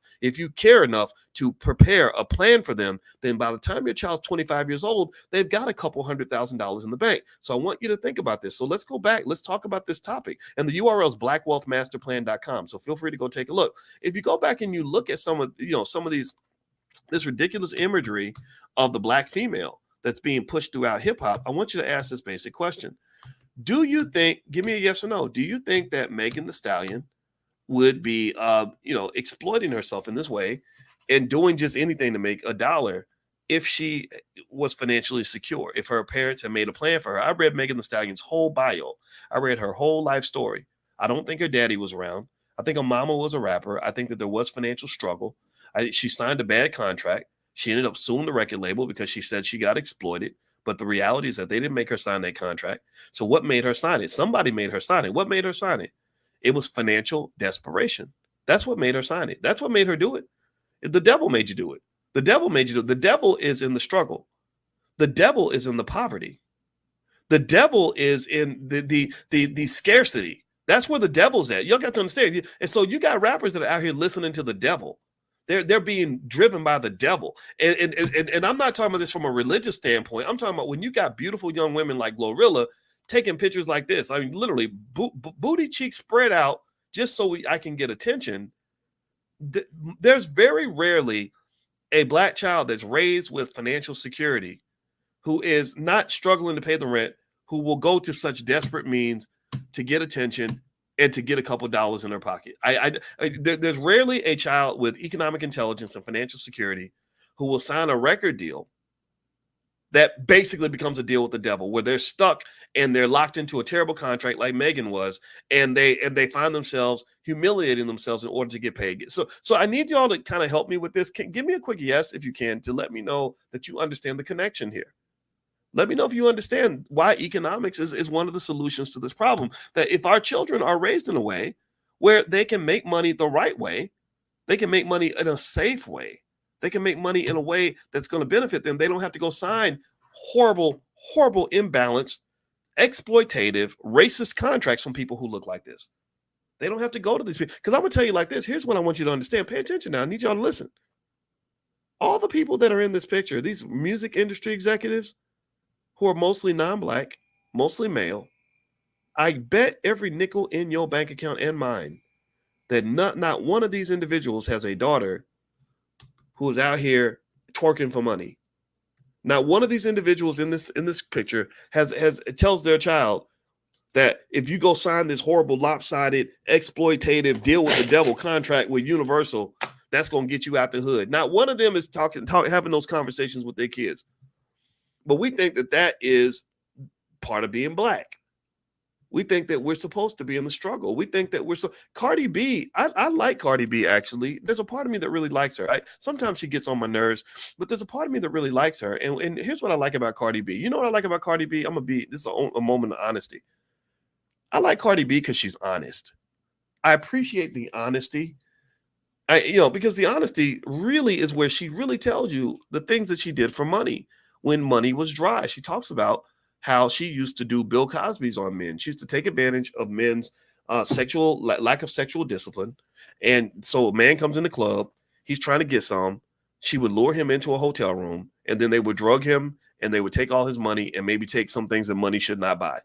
They would take his money, and she would get a guy to come in, and if she didn't like the guy, she'd have the guy come in and do a ditty on this man. That's what she used to do to get money. She talks about this, which is fascinating to me. I'm really fascinated by the fact that no one ever really thought to say, okay, she should probably be prosecuted or held accountable, or she should be canceled for this. Isn't that interesting though? Let's pause in that moment.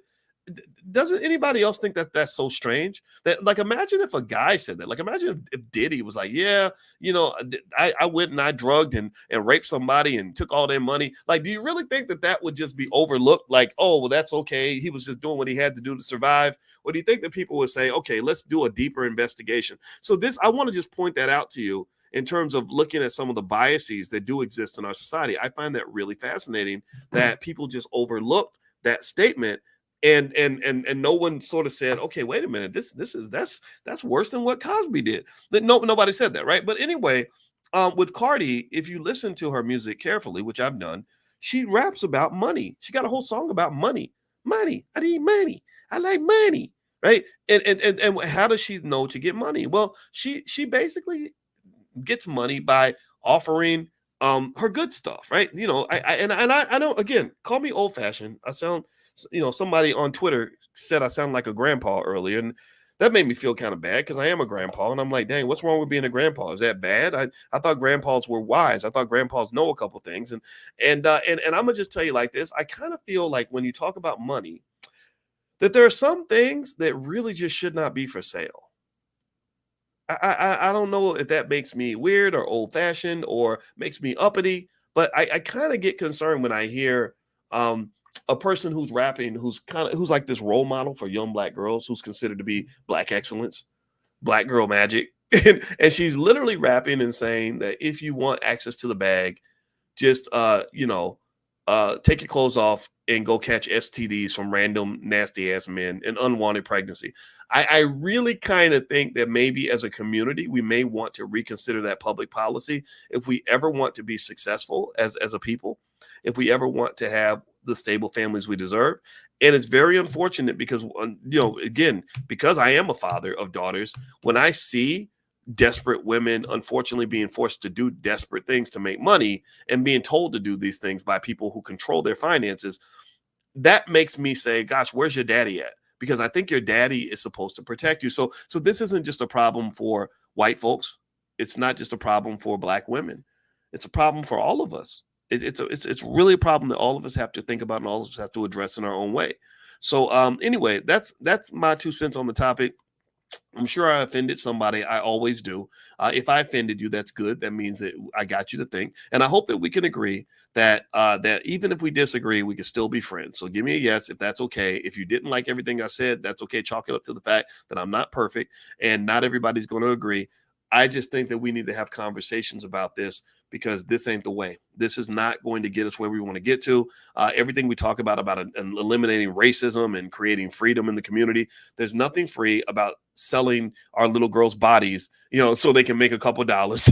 There's nothing liberating about having people embarrass themselves from our community just so they can pay the rent. There's nothing good about any of this. And I really personally think that these should not be seen as models of Black success. What these are is when you see these degrading images of our people, those are examples of epic amounts of failure. That is the failure of the community to protect our girls. That is the failure of society to do what is right. That is a failure of the family, the Black family. When the family fails, that's when you get people saying, okay, I'm going to go twerk for whoever can help me pay a bill because my daddy ain't around to help me. And that's what I generally see when I see these kinds of things. Remember, Megan Thee Stallion, again, think about this, process this for a minute now. I need y'all to really be conscious on this with me. She's supposed to be living the dream. Like, this is the example of extreme success. This is what all the rappers aspire to. And I know a lot of rappers. I had a conversation with a rapper. He was very good friends with a rapper in LA named PNB Rock.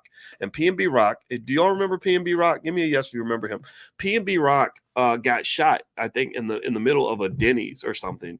It was a Denny's or Roscoe's or something like that. And he was in this restaurant and somebody just somehow, I think his girlfriend tweeted his location or something from what I read. And next thing I know, this brother got shot in front of everybody. He got shot in this restaurant. And I was talking to a young rapper about this. And I said, it was Jay Ortiz. I don't think he minds me saying his name. Jay Ortiz right now is on tour with a rapper named Kevin Gates. And I talked to Jay and I said, are you sure you want to go in this industry?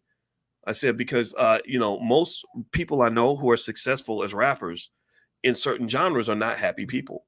They're not safe. Megan Thee Stallion achieved all the success a rapper could achieve, but she got shot in the foot by her man.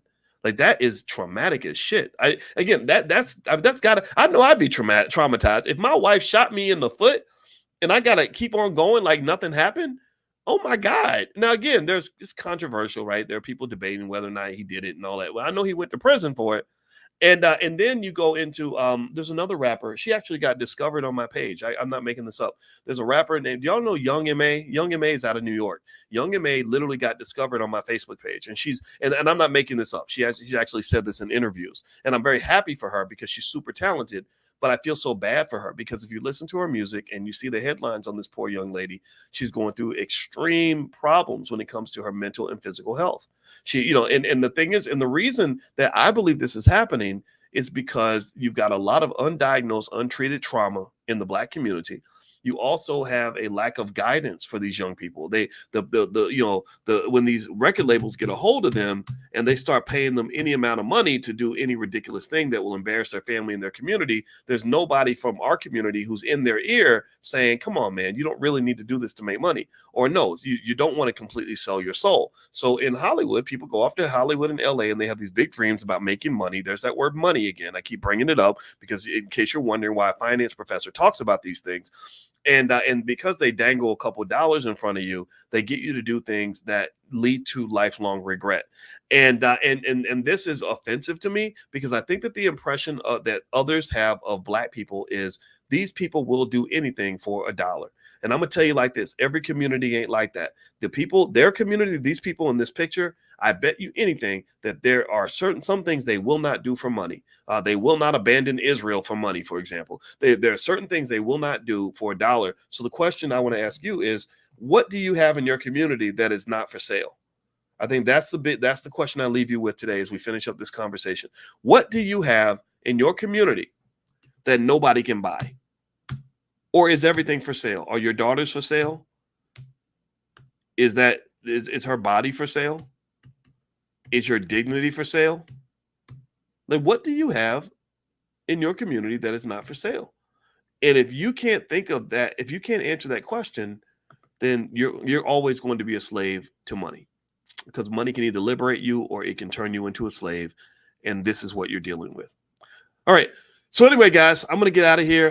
Hit the thumbs up button, thumbs up, share, subscribe. This podcast is on Spotify. So if you want to listen on Spotify, just go to Spotify, look up Boyce Watkins. I do have several podcasts on Spotify. One's called the Dr. Boyce Breakdown. The other one's called How to Make Money Without Working. And I'm also creating something called Dr. Boyce Daily Stock Market, where I'm going to give daily assessments of what's happening in the stock market and stuff like that for those of you that are interested in pure investing topics. And as you know, I like to talk about culture. In my book, The 10 Commandments of Black Economic Power, that I talk extensively about what a good economic culture looks like, specific steps on how you can establish that in your family, and ways that you can break generational curses financially. So if you'd like to take a look at that book, I can even autograph it and send it to you. One of my girls is going to actually mail it to you. So we do have a family business with my wife. You can just go to drboycebooks.com. That's drboycebooks.com. Also, I want to remind everybody that October 25th through the 27th, we have the All Black National Convention that's going to be held in Lombard, Illinois, which is right outside of Chicago. The All Black National Convention is the largest gathering on earth of intelligent Black people designed specifically for us to solve our problems as a community. So we welcome all families. We welcome all intelligent people from all walks of life. We welcome all the therapists and the teachers and the activists and the attorneys and the doctors and the professors and all the people that care about our community, that want to solve this problem, that are sick of this shit, that want to make us better. So if you want to join us in Chicago, or it's outside of Chicago, it's right outside Chicago. So Lombard's a really nice place. Feel free to go to and Chicago is too. I'm not saying Chicago's not, but Chicago is a little bit mixed. I ain't gonna lie. Feel free to go to allblacknationalconvention.com. That's allblacknationalconvention.com. Okay, guys. So I'm going to get out of here, and God bless you. Thank you guys for listening. Also, tomorrow morning, we are going to get up at 10 a.m. Eastern. We do this every single morning, 7 days a week, because we're serious about this. We are not playing, and this is 100% free, and it's called Economic Awareness Training. If you'd like to be invited, just text the word morning, MORNING, to the number 87948, and I will invite you to our financial awareness training. Text morning to 87948, or if you live out of the country, you can go to drboyceelevate.com. So thank you so much for listening. I appreciate y'all 100%, and I just love intelligent Black people, because y'all let us have the conversations that need to be had, and I appreciate y'all putting up with my outrageousness, because I know sometimes I might say things that may sound radical, but just know that my heart's in the right place, and I want to say it in a way that's going to make our lives better. So take care. I'll talk to you soon. Love you. Peace.